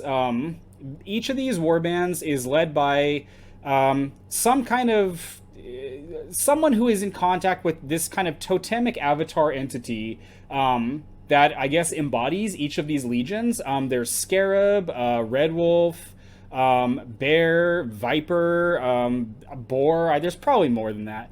I think Jaguar was one of the ones that that fourth edition guy had. But instead of this being just this, this rabble of these guys, the Nothrogs in the Accordlands are basically the greatest strategists, tacticians, and siege masters in the Accordlands. Like, at least in the fluff, I'm very, very tactical. This is not usually just this, this ravening horde. This is a well-disciplined, well-organized, bands of fighters that just, I think they were fighting with themselves for a good chunk of time. Again, I'd have to go reread a bunch of the lore, and I don't really feel like doing that. But at the start of the game in pre-campaign, I know earlier I think I've called pre-campaign campaign multiple times, so I do apologize for that. But the Nothrog, I think for pretty much the first time ever, were kind of united underneath a single banner, underneath somebody who was controlling one of those totemic avatar creatures, and they basically said at this point, we are going to unite to, whether they wanted to take over the world, I can't really remember. They did decide they were going to take the city of Braxton, and I believe they did so without any real difficulty. So, as a faction, I don't think anybody even comes close in terms of just raw offensive brutality as Nothrogs do. This is a faction full of, fighters and rogues and wizards that basically sacrifice practically everything in order to try to deal as much damage as they possibly can. If you look at dwarves being, defensive and tanky, these are basically the inverse of that. These are aggressive, high damaging, and if I get killed doing what I need to do, that's fine because I killed you too. So, the faction has lots of, great rogues, lots of scouts. They do have some wizards, and a couple clerics. I think cleric would be their off class. They only have like a couple. I think it's 2 or 3 cleric warlords, because I think most of their slots are devoted to fighters, because good lord, do Nothrogs have some pretty freaking awesome fighters. Lots of double wounding, lots of power attack, lots of just how fast can I murder death kill you. You go all the way back to the start of the game, one of their first warlords, Krun. Very, very straightforward. Plus 11, plus 6. Great attack stats. 13 AC, I don't care, because I also do double wounds and I hit you with a melee strike. So, yeah, basically, this faction, at least in my opinion, I don't really know if it holds faithful to the whole tactical thing, because it seems like a lot of its guys are just, if I hit you, you're dead. Like, if I hit you, and I probably do, because, again, some of these guys' attack stats for their levels are kind of off the charts. So, yeah, if I hit you, you're dead. And so, yeah, and I love it. Nothrogs are one of my favorite factions. They do, like I said, have some Siege Master type warlords who deal with these people's faction, not subclass. Their faction trait, which is Siege. You have melee Siege characters who have, again, really, really high attack stats. This is kind of to make up for the fact that a lot of these guys can't equip items. There's like a couple, I think, that explicitly say you can equip into Siege characters. Not many of those, but lots of ranged attack Siege guys. I'm going to shoot you from 3 ranks away. I'm going to shoot you with a double wound range shot, because that's a thing with them. I'm going to shoot you, and I don't care where on the table you are. You could be in rank 53 and this thing still can get you. And again, a couple of their warlords, siege masters, fire giants that ready your siege, let your siege do even more wounds or shoot from even further away, or just ready and give them some buffs. So siege warfare, yes, absolutely, this faction, it's a blast to play it. I love it. Nothrogs also have a quite a few ways of moving, basically moving characters around. You have characters who can, I come into play, I can attempt to make a skill check to move somebody, or when somebody moves, I move you, I shove you a little bit further. One of the original ones, Orjak, just spend order, target and move a character in your army forward or backward one rank. So he's like a steed for everybody. Interestingly enough, he also does not need you to be a Nothrog. So if you have some, critical support piece like the Temple of Lore, you can use this to move it away from rank 1, and it becomes quite a bit difficult to get it at it sometimes if you don't have the tools set up for that. So that's kind of cool. They don't really do this anymore, and I really hate that this went away for Nothrogs. But towards the end of pre-campaign, and kind of, I guess, in the beginning of the campaign life cycle, Nothrogs had a monk theme. You basically had a bunch of these classless Nothrog who they couldn't equip a whole bunch of items. They just had fairly solid stats, but just it was a really, really cool feel of just having these orc monks, or these minotaur monks just freaking meditating and then punching you in the face, or not even just punching you, punching the guy next to you so hard that he explodes. Or I don't know what this is. I don't know if Eridan is. I don't know if he's punching you and he's like cleaving, or if he's punching you so hard you fly into the guy next to him, and oh, it's so awesome. I love this. They never did get a monk warlord, which is, it's so unfortunate, because there's enough other monks here that's really all you needed. But if I sound really excited about this, I love Nothrogs. It's such a fun faction. You're never, when I play them, I'm never like, oh, I hope he doesn't hit me, because reality check, he probably hits you. Like, I have no expectations about surviving, but when it's my turn to strike, my guys punch super hard or super large amounts of time, so I love that stuff. So that's Nothrogs there. It's not that you can't play defensive Nothrogs. It's not that all your guys are going to die immediately. I know what I just said. I'm going to contradict myself. It's just the faction as a whole, in my opinion, really, really feels like it is doing everything it can to skip to the I roll to hit you part of the turn. So because again, lots of multi-wounding, lots of high attack bonuses, which is yeah. If you like the sound of that, you might like Nothrogs. So if you are looking to give the greenskins a try, 2 warlords that I highly recommend that you check out for starting. The first one is, again, going back to the start of the game, Uthanak from the first set. Uthanak, his stats are really nothing amazing. +9, +4 is, that's maybe slightly high for a fighter, but it's not amazing. 15 AC is about where a fighter needs to be. Unfortunately, back in the day, a lot of the fighters did not have the 4th hit point that they do now, which is unfortunate. But Uthanak, he's very simple and very straightforward. All he does is, once per turn, move a Nothrog in your army forward or backward 1 rank.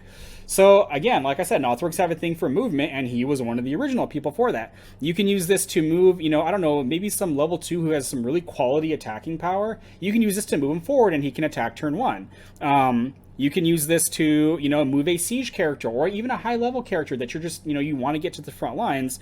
And one of the things, this is, I guess, I don't even know, this might be a meta aspect to this, but there's a card in Warlord. If you've watched my videos, you know I've ranted about it, because I hate it. That card is exhaustion.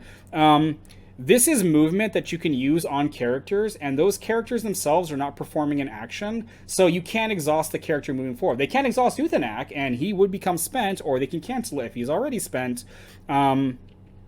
But it is a fairly safe way of moving somebody. Unfortunately, it's at order speed, but you know what? There's lots of different things you can do with this guy. Again, I think the first box that he came in, if memory serves, it kind of talks about he moves other people forward, and while he's doing that, you start equipping items on him, and you start tanking him up.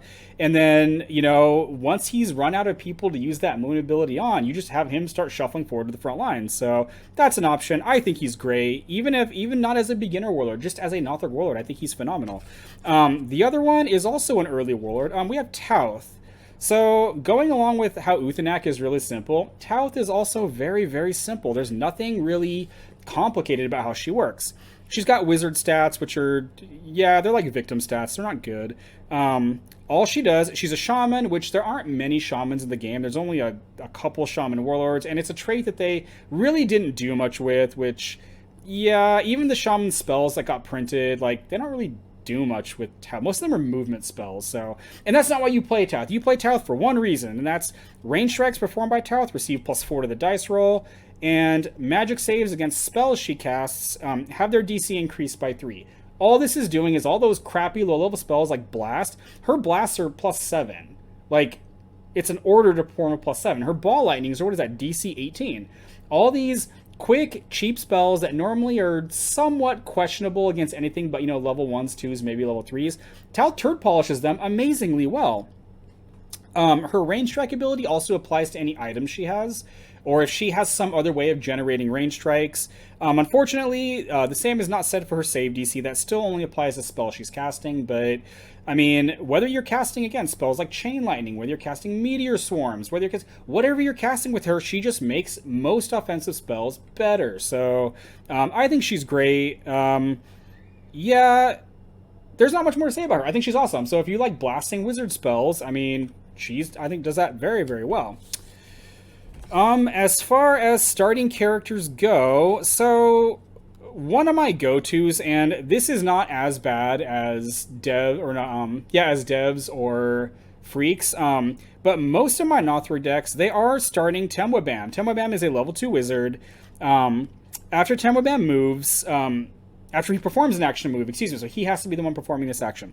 You perform a +2 range strike, and you do that from his current position. So if he's in rank 2, you can spin him forward to move into rank 1 and shoot into their rank 2. And I'm a big fan of that, because a lot of times people have something juicy there, and it's like, it can be, I will tell you sometimes, I get tilted when my opponent, the first thing they do is they go, I shoot one of your Bach bows, or I shoot both of your Bach bows, and I'm like, seriously? Like, that's how we're starting this game off. Oh, it sucks. And Temwebam, I think, does that really, really well. You can't modify that range strike any more than that +2. That isn't super common. It stops Justinian. There might be a couple other interactions, but if you don't want to shoot into their rank 2, he can just move from, there have to be two characters in this rank, but you just have him move from one side of the rank to the other, and he can shoot into their rank 1. So he's flexible, he's strong, I'm a fan. For some extreme firepower, you have Ballista Crew. So Ballista Crew spends, and you have to stun it too as a part of this, to do a +3 range strike that does an additional wound. So it's a double wounding range strike. That Brine Fiend I was just so happy about. This guy just laughs at it because he just does double wounds to it. It also ignores AC bonuses from armor, shield, or helm items. A lot of characters who are trying to build up, they're relying on at least one of those. I'm going to quote Rich Carter here.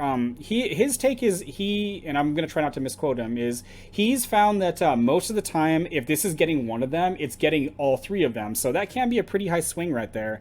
As far as it only being able to shoot every other turn, yes, that's true. But again, some of the Siege Masters can ready this. And so, I think it's great. A lot of people, even if the odds aren't good, even if this thing needs like a 14 to hit you, if their Warlord only has 2 hit points left, a lot of people, like I'm one of these people where I'm like, do I really want to stay where this thing can hit me? Because all he has to do is spike one roll. And it's not even spiking it crazy. It's not like he needs to roll a 20. A 14, a 15, that's, a quarter of the dice right there. So I think those are awesome. As far as defensive options go, you have Uthanak's Tower. So Uthanak's Tower is basically as close as you're going to get to just a static defense, character for this.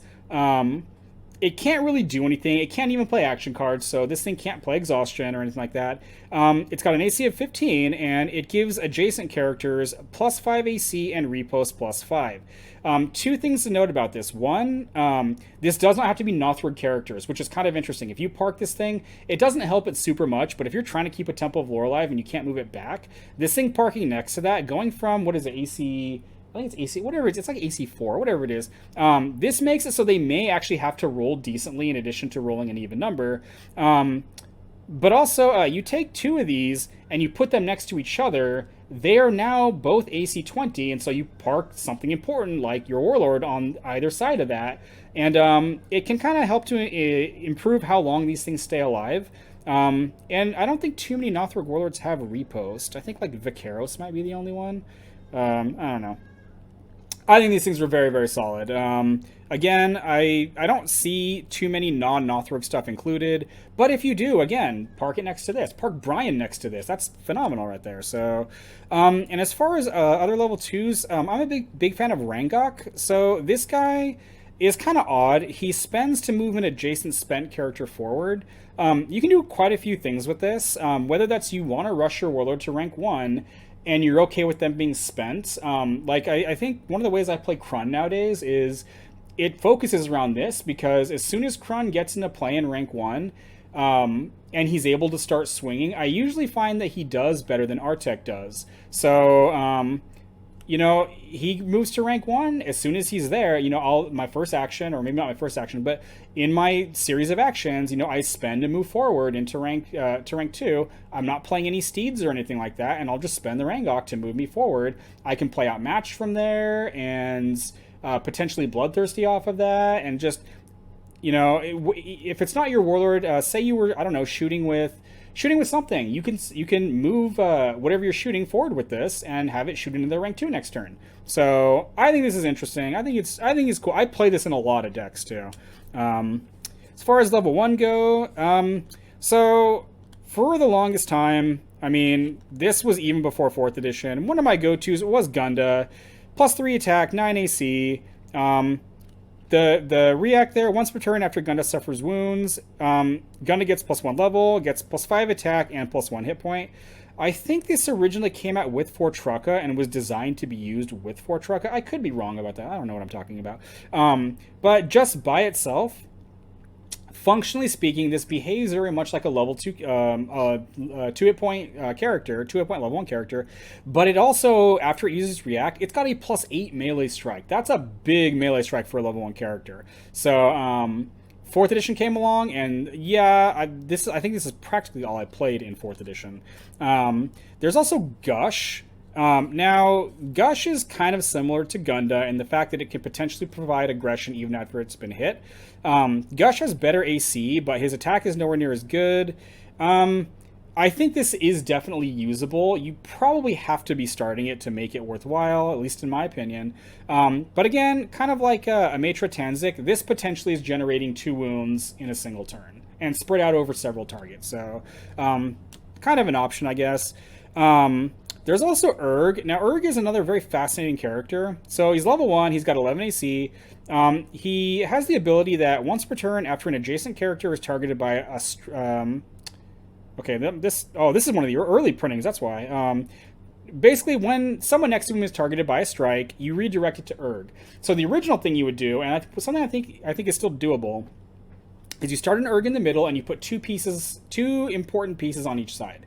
So you either attack with Urg first if you win initiative, and if their first action is to swing back at you, if it's after one of those ready, valuable targets, you redirect it to Urg, and it kind of buys you another swing.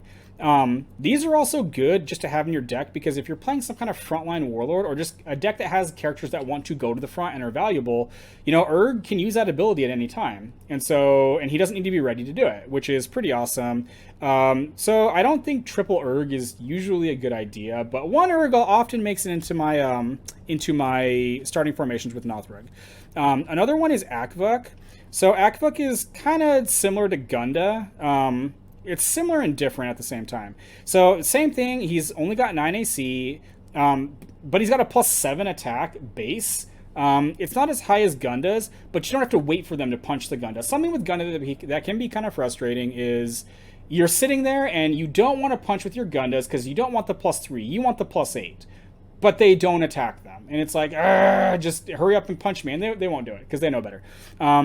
Akvuk doesn't get to potentially survive a hit because he doesn't have the react, but you also don't have to wait for them to punch him. Your first action could be, I punch with a +7 Akvuk. So +7 is high enough that even some of the characters who are designed to avoid being hit by means of their armor class, like Shield Wall Knight, he still usually, maybe not usually, but he's got a better than 50-50 chance of hitting the Shield Wall Knight. So the downside, along with his 9 AC and 0 skill, is if he did not inflict any wounds on an opposing character at the end of the turn, he dies. So now that's usually not a big deal because with AC 9, like, they usually just kill him because it's really easy to hit this guy. So yeah, but I love me some Akvuk. So I'm really on the fence about this next one. So Grux was a character that came out a long time ago. I think he came out in either Assassin's Strike or Good and Evil. One of the early sets, Grux came out. But originally, Grux had the text of characters in the rank behind him added 2 to their range strike rolls. So one of the alternate starts you could play as Nothrog was triple Grux, and then 2 characters behind him that could make range strikes, either Orshoff or was it Dacket, the wizard, the +2 range strike wizard?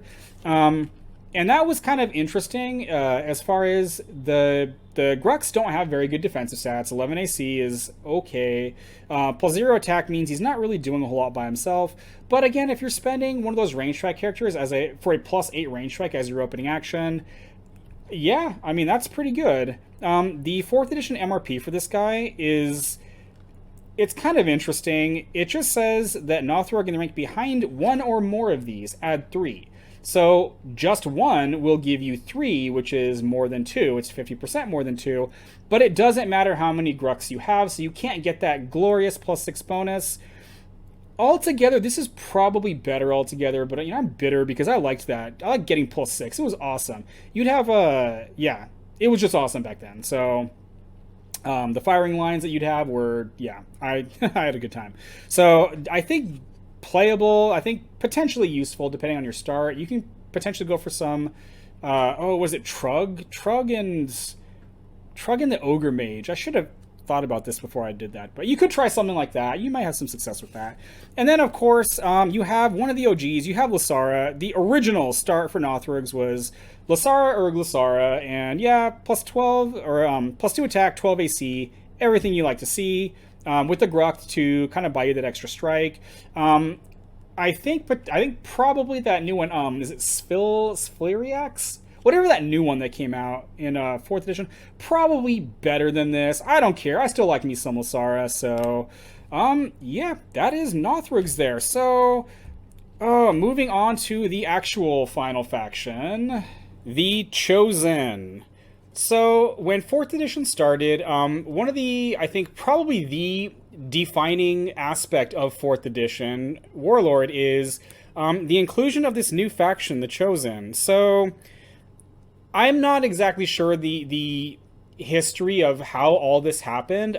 Something along the lines of the place where the Chosen came from. It's a country called, I believe it's called Thessaria, and it was sealed off from the rest of the Accordlands for a very, very long period of time. How long, I don't know, but it was a while. And something happened. Either an explosion went off and opened up, I don't know, a hole in the mountains, or some magical barrier got destroyed. I'm really not sure. I don't think it really matters. But when the people from the Accordlands went to investigate, this is who they found, was this group of people called the Chosen. Basically, the Chosen, I think because the faction is so small, this faction by far has the smallest card pool. Like I said, Mercs had a restricted card pool. They are like, yeah, they have all the options in the world compared to the Chosen. Basically, the Chosen, you can pretty much sum up the entire faction with a single theme that is represented on, I don't want to say every, but practically every card in the faction.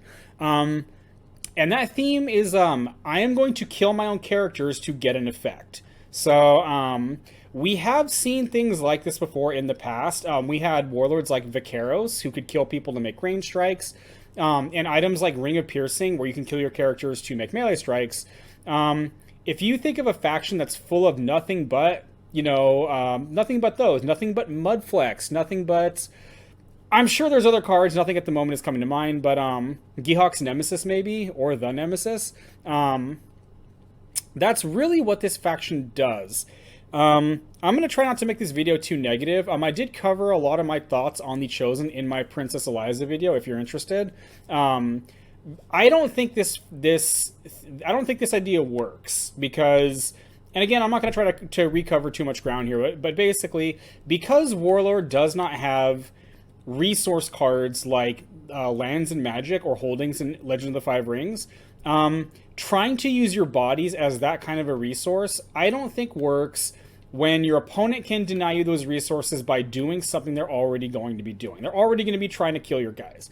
So, I'm not saying you can't win with this faction. I'm not saying you can't enjoy this faction. I just think on a conceptual level, I don't think this works. So, but I mean, that being said, the faction itself is kind of an interesting faction.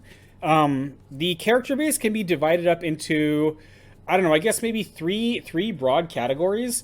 First, you have the thralls. These are basically, I don't want to call them slave labor because that's not quite accurate unless you consider them to be like willing slaves, in which they're like the servant class. These guys, for the most part, their sole existence is to get killed to power other people's abilities. So a lot of them, a lot of the lower level ones, they all have abilities that, say, either you can kill me to get an effect, things like Amon de Ilchant, who, he can kill himself to, move a demon forward. Characters like, who is this? Sharu. Sharu gives your warlord and your demons the ability to kill him, to attempt to spend someone and make them move back. You have other ones that just have static abilities that say when I die, when I'm killed either by a character I control or just when I get killed altogether, you get some kind of minor effect. One of the reasons I don't really like this this is just one of many reasons why I don't like this, but a lot of these effects, I would not consider these to be especially good. Really, you can make them work, and I understand, objectively speaking, this faction was made in a very limited format, so unfortunately, because I don't play in any of the online circuits or anything like that, but like I don't really see them doing, maybe they do and I just never noticed, I don't see them doing 4th edition events. So these guys have to jump into the deep end of the swimming pool with all the other factions, with all the toys they've had over, what was it? It was, around 10-ish years of the game when these guys dropped. That they had all that time before them. So, as the thralls start to increase in level, the abilities they kind of do start to amp up, which they should. You have characters like the Promised, who you can kill her to, put a demon from your discard pile on top of your deck. I have my own issues with the demons, but we'll get to that when we get to that. There are several characters like Whitney who, when she dies as part of an action's cost, she can perform a +4 range strike. She also has a +2 built-in range strike. So if the stars align, and it's not that hard to set up, you could potentially get 2 range strikes out of her, which is kind of nice. Moving up a little bit further, you have characters like Dala, who, she can not only move demons up, but she can move your warlord up. So if you're playing, one of the ones who really wants to get to the front and be aggressive, that's an option right there. But as you start to leave, level 3, and you start to move into, some level 3, but level 4 and higher, you start to run into the battle thralls. Now, the battle thralls in this faction, I think they're kind of hit or miss. You have characters like Lilith. I'm not very fond of Lilith. She's very, very average in my opinion. But then you have characters like Radu Kar, who, as you start killing your thralls, he gets to run to the front, so he can get to the front really quickly most of the time. And then when you kill him, like once he's outlived his usefulness, you get to draw a card. So, that is pretty nice. And I'm not going to try to gush on this guy too much, but because I did so plenty in my Princess Eliza video, but Radu Firam, once this guy gets 3 charges on him, this dude is he's a war machine. He's awesome. So, big fan of him. But for the most part, yeah, the higher level thralls, like there's only a couple of them, unfortunately, but they tend to get benefits from your thralls dying, and the lower level ones, they're just fodder to die. So, the second group of characters for this faction would be the demons. So the demons and the chosen, for some reason, these, when I first heard it, when 4th edition first came out, and I first heard about them summoning demons, I was thinking these things would be very similar to Abyssals, because Abyssals are maybe not exactly demons, but that's always what I thought of in Warlord as far as demons go. And these guys are way different. Again, a bunch of them have abilities where, Galgalax, you can kill a thrall to make his melee strike get +5 attack and inflict additional wound. It's only for the strike, and it still only makes the attack +6. He can't even start and play. Yeah, a lot of the demons too. Him and maybe not a lot of, but him and what is this? Barax. Barax also can't start and play. I don't really know why these guys couldn't start and play. I don't know what they were afraid of. Like, guys, Brock's you might do 2+2s with this guy. Like, what would we ever? Yeah. Um, as the demons start to ramp up in level, just like the thralls, and just like I guess every other faction, their general power level does increase. One of my primary gripes that I have with this faction, alongside I think the whole killing your characters for effects, that's probably the most egregious. But outside of that, when I'm looking at these demons, these guys these guys should be blowing my socks off. I should be like, wow, I had to kill all these guys and do all this stuff, but I get that, and what do I get Pagophoros. Like, like, okay, so his ability to stop people from unstunning, I'm not saying it's bad. Yeah. And then after he enters play, you kill one or more ready thralls, and you move him forward an equal number of ranks.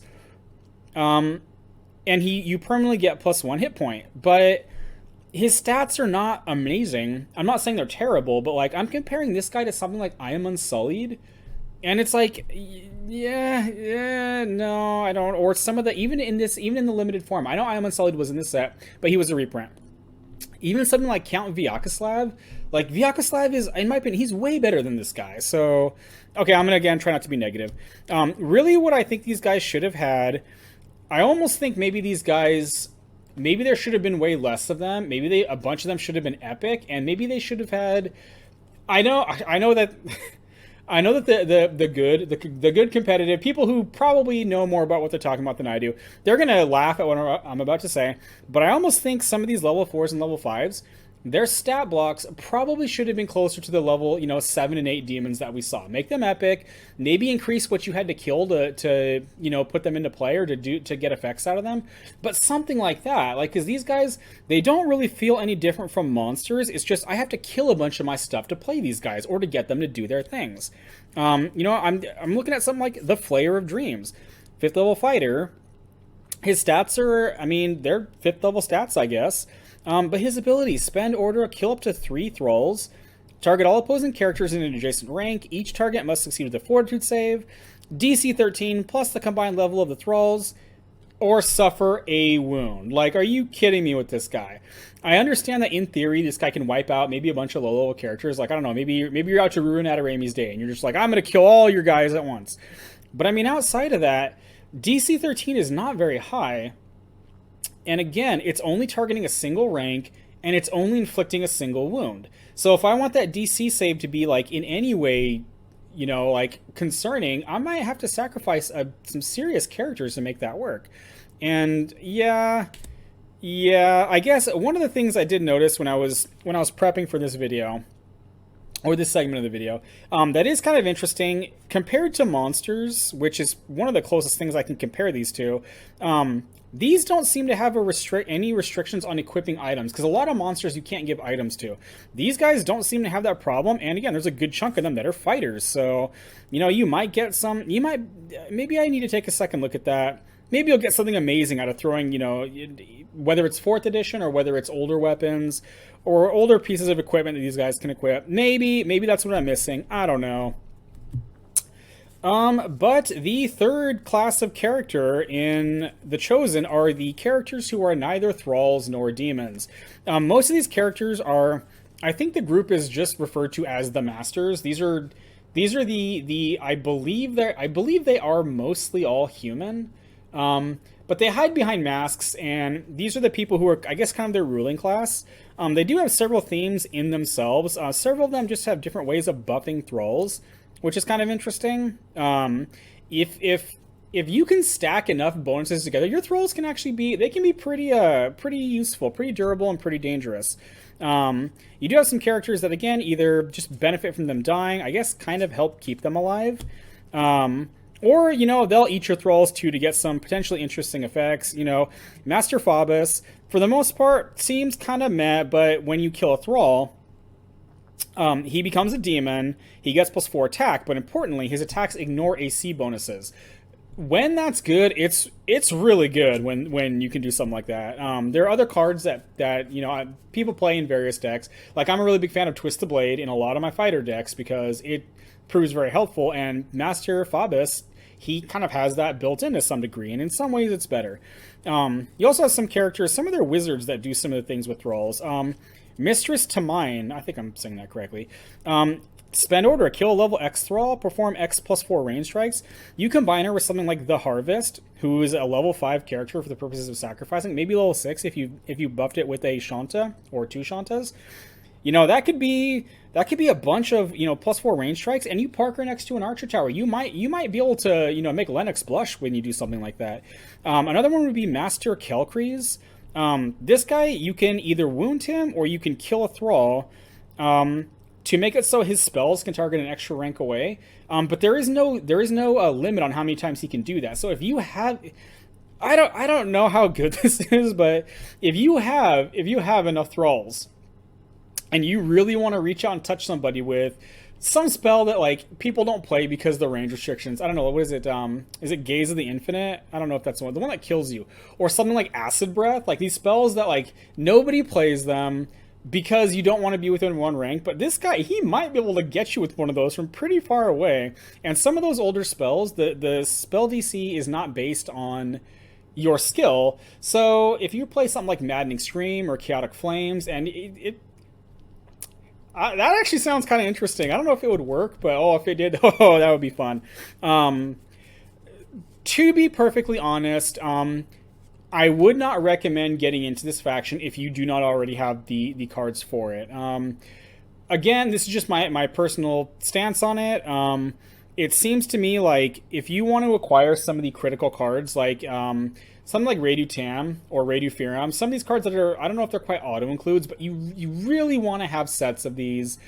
I don't really, maybe I need to recheck, but the last time I was looking for these, nobody was trading them or selling them, and if they were, they wanted a lot for them. So the card pool is really, really limited. Maybe you're okay with that. Maybe you like that. Maybe you're like, I just want a, 1 or 2 decks, and I can get most of that with just a couple, just a couple sets of these. That might be, maybe you're into that, but for the most part, I would not recommend picking this faction up at this point. But if you are going to pick this faction up, the Warlord I would actually recommend you get started with is a Sangakish. Mostly because, okay, so Sangakish is a wizard. He has basically average wizard stats. He has a trait that says his spells that he casts gain plus 2 DC and plus 2 to range strikes for each wound on him. Which is kind of a baby version of what Talos is. It really is unfortunate that he only has 3 hit points. I really wish this guy would have had 4. In Ancients or Open, or whatever format you're playing that's not 4E exclusive, you can play things like Rod of Resistance, maybe get a Kaladin's Bracer, do something to buff his hit points up, but the balancing factor to that, I guess, to make it more worthwhile, is his second ability, is his Order. Once per turn, inflict a wound on him, or kill a thrall. Look at the top 7 cards of your deck. You may choose a wizard spell and attach it to him as if he had scribed it. Shuffle your deck. I believe the spell is called Blood Price. This guy basically has Blood Price built into him, and it does 2 things. One, it's a very, very easy way for him to get wounds on him without necessarily needing to be in a place where your opponent can make strikes on him, because his stat AC 14, that's I think pretty good for a wizard. You probably don't want to try to get wounds on him like that. So it's card advantage, and it's powering his ability. With 2 charges on him, he's getting plus 4 to range strike rolls and plus 4 to spell DCs. Not amazing, not terrible, but also with him, you don't need any specific demons at all, because he doesn't really do anything for them. You also don't really need any specific thralls. So again, if you had a bunch of Dunas, that might be all you need with this guy, and just keep playing them and keep attempting to recast or rescribe spells with them. So he's who I would go with. I would also recommend, more than anything, Princess Eliza. If you feel like tracking down all the cards to make her work, I almost don't consider her a chosen warlord, but she's actually, after Robert, she's probably my favorite warlord. She is such a blast to play. Whoever designed her, I need to order you a pizza, okay? Because she is so freaking awesome. As far as starting characters go, again, many, many less options than other factions. One of the ones I think is actually really solid, though, is a Wailing Scrambler. So this is a demon. It's a wizard. It's a summoner. I don't really know how many level 2 summoner things you have, but uh, his strikes are fire actions, which, okay. But he has this ability, his order. Once per turn, you may spend Wailing Scrambler, perform a +2 range strike. If you spent him, the strike inflicts an additional wound. This guy's fascinating, okay? So he, on one hand, you can shoot with his range strike without spending him, meaning he can also potentially spend to cast Flame Arrows, or Curse of Heartless Lies, or anything like that. If you choose to spend him, it's a double wound range strike, and it's a +2, which I think a lot of double wounding is usually not that. It's not usually +2. It's usually, actually I shouldn't say that, but it's a +2. In addition to that, a third thing is you can, assuming it's safe to do so, which it might not always be, you can spend this guy and move him forward, and then on your next action have him make his range strike for only 1 wound. It's kind of like a worse version of Temwabam, but very flexible. I'm actually a big fan of this guy. I think I used to play this guy in Anton. Like, as soon as he came out, I don't remember what I was running in my Anton, but I really like the idea of this guy, so there's him. Another one would be Niche Backer. So this is a thrall who, after a character you control is killed, he gets +2 to range strike rolls until the end of the turn. He also spends for a +0 range strike. One of the reasons why this guy is interesting is he's one of the, there are some of these, there's not many. His react does not require you to, one, it doesn't require for you to kill your own character, and two, it doesn't require it to be a thrall. So you can have this guy just in the back, and over the course of the turn, say you lost, 2 or 3 thralls, and I don't know, a demon you summon, this guy might have, a +8 range strike. And his bonus also doesn't only apply to his range strike. If he's casting something like Flame Arrows or, I think maybe Evoke Crisis, those might be some pretty solid range strikes that this guy's capable of making. I don't know how well that would work out, but I think he's definitely a viable starter if you want to be shooting things. And then we have Kelly. So Kelly is, again, she's an interesting character. She is not a thrall, but her AC is really good at 14. She also gives non-opposing thralls within 1 rank, +1 attack, +1 armor class, and 1 skill. Like I said, if you can stack enough of these buffs up together, your thralls can get kind of dangerous at that point. And again, she doesn't need to use an ability to do this. It's just always on. I guess maybe if you're playing a team game and you have, like, shared formations, and your teammate also has thralls, I mean, you might get some serious value out of that. I don't know how often that's going to happen, but I think she's quite solid. Again, just remember that she herself is not a thrall, so she doesn't give herself that bonus. So, and then the other one would be the Plentiful. This is just a generic 2 hit point level 2 starter. I don't really think I mentioned too many of those for any of the other factions, because I don't really see them too much anymore. I used to see them all the time. Like, when the game first started, I saw Guardians. I think I saw Slave Labor a couple times. What were some of the other ones? Bradley. I don't really see those anymore. But again, in the Chosen, your options are kind of severely limited. So if you're doing something that does require you to kill off a bunch of your guys, like, I'm probably going to be inflicting maybe more casualties on myself than my opponent is going to be inflicting on me for the first turn. You might want that extra stability and that extra hit point. So that's an option. As far as level 1s, I think since this card got printed, I do not think any of my Chosen decks at all did not start with 1 copy of the Devoted. So this card is kind of similar to Lear Militia. So the Devoted, before it dies, or before it's killed, you can search your deck for a copy of the Devoted and put it into play. Again, it's very similar to Lear Militia, except 1, he still dies, which is, yeah, that's probably more fair. But 2, this only finds more Devoteds, but they enter play ready, so those Devoteds can go get another Devoted. So this guy, if this is the last man standing, he can potentially buy you, him and the 2 others in your deck, that's like, 3 strikes this guy could potentially buy you. So I think very, very solid. And again, this doesn't discriminate on why he's being killed, whether it's you killed him or your opponent killed him. So I think he's extremely good. You have Enhe also. So Enhe is a cleric who, she has a really, really interesting ability. It reminds me of, what is it? I think it's the Haunted. Before Enhe is killed by with an action by a character you control, you target a non-thrall, and they permanently get +1 attack and armor class. Really, this seems really solid for if you're playing like a frontline warlord, or just you're paranoid, you don't want your warlord to get killed. This is a +1 attack and armor class bonus that's not coming from an item. It's not coming from an ongoing. Well, I guess it is. I guess maybe an ongoing effect, but it's in theory this is really nice. The problem is her AC is 12, meaning, and she has a big target on her head. So like if your opponent, if you're playing like Naramsin, not Naramsin. Oh, the fighter. Maybe it is Naramsin. No, Naramsin's the cleric. The fighter, the fighter with 2+5s. It would really be nice for her to be able to, 3 of these to attach to him and, save the day. The problem is, I don't think that's very likely to happen because, again, your opponent's not going to want you to do that, and her AC is only 10. So, now if you're playing Princess, awesome. So, oh dear. And then the last one would be Radu Zyad. This guy, I think, came along fairly late in 4th edition. His stats are really good. He's got +2 attack and 12 armor class, which is perfect starter stats. He has an ability, too. Before he's killed, put a charge on or remove a charge from target card. There are a lot of things you can do with this, not just in the Chosen, but with other cards in general. So, again, just like the Devoted, this doesn't care if you killed him. This is just, did he die? Or before he dies. So you could put a charge on, you could put a charge on Naramsin with this and potentially speed yourself up to getting all the charges to make him Hulk out.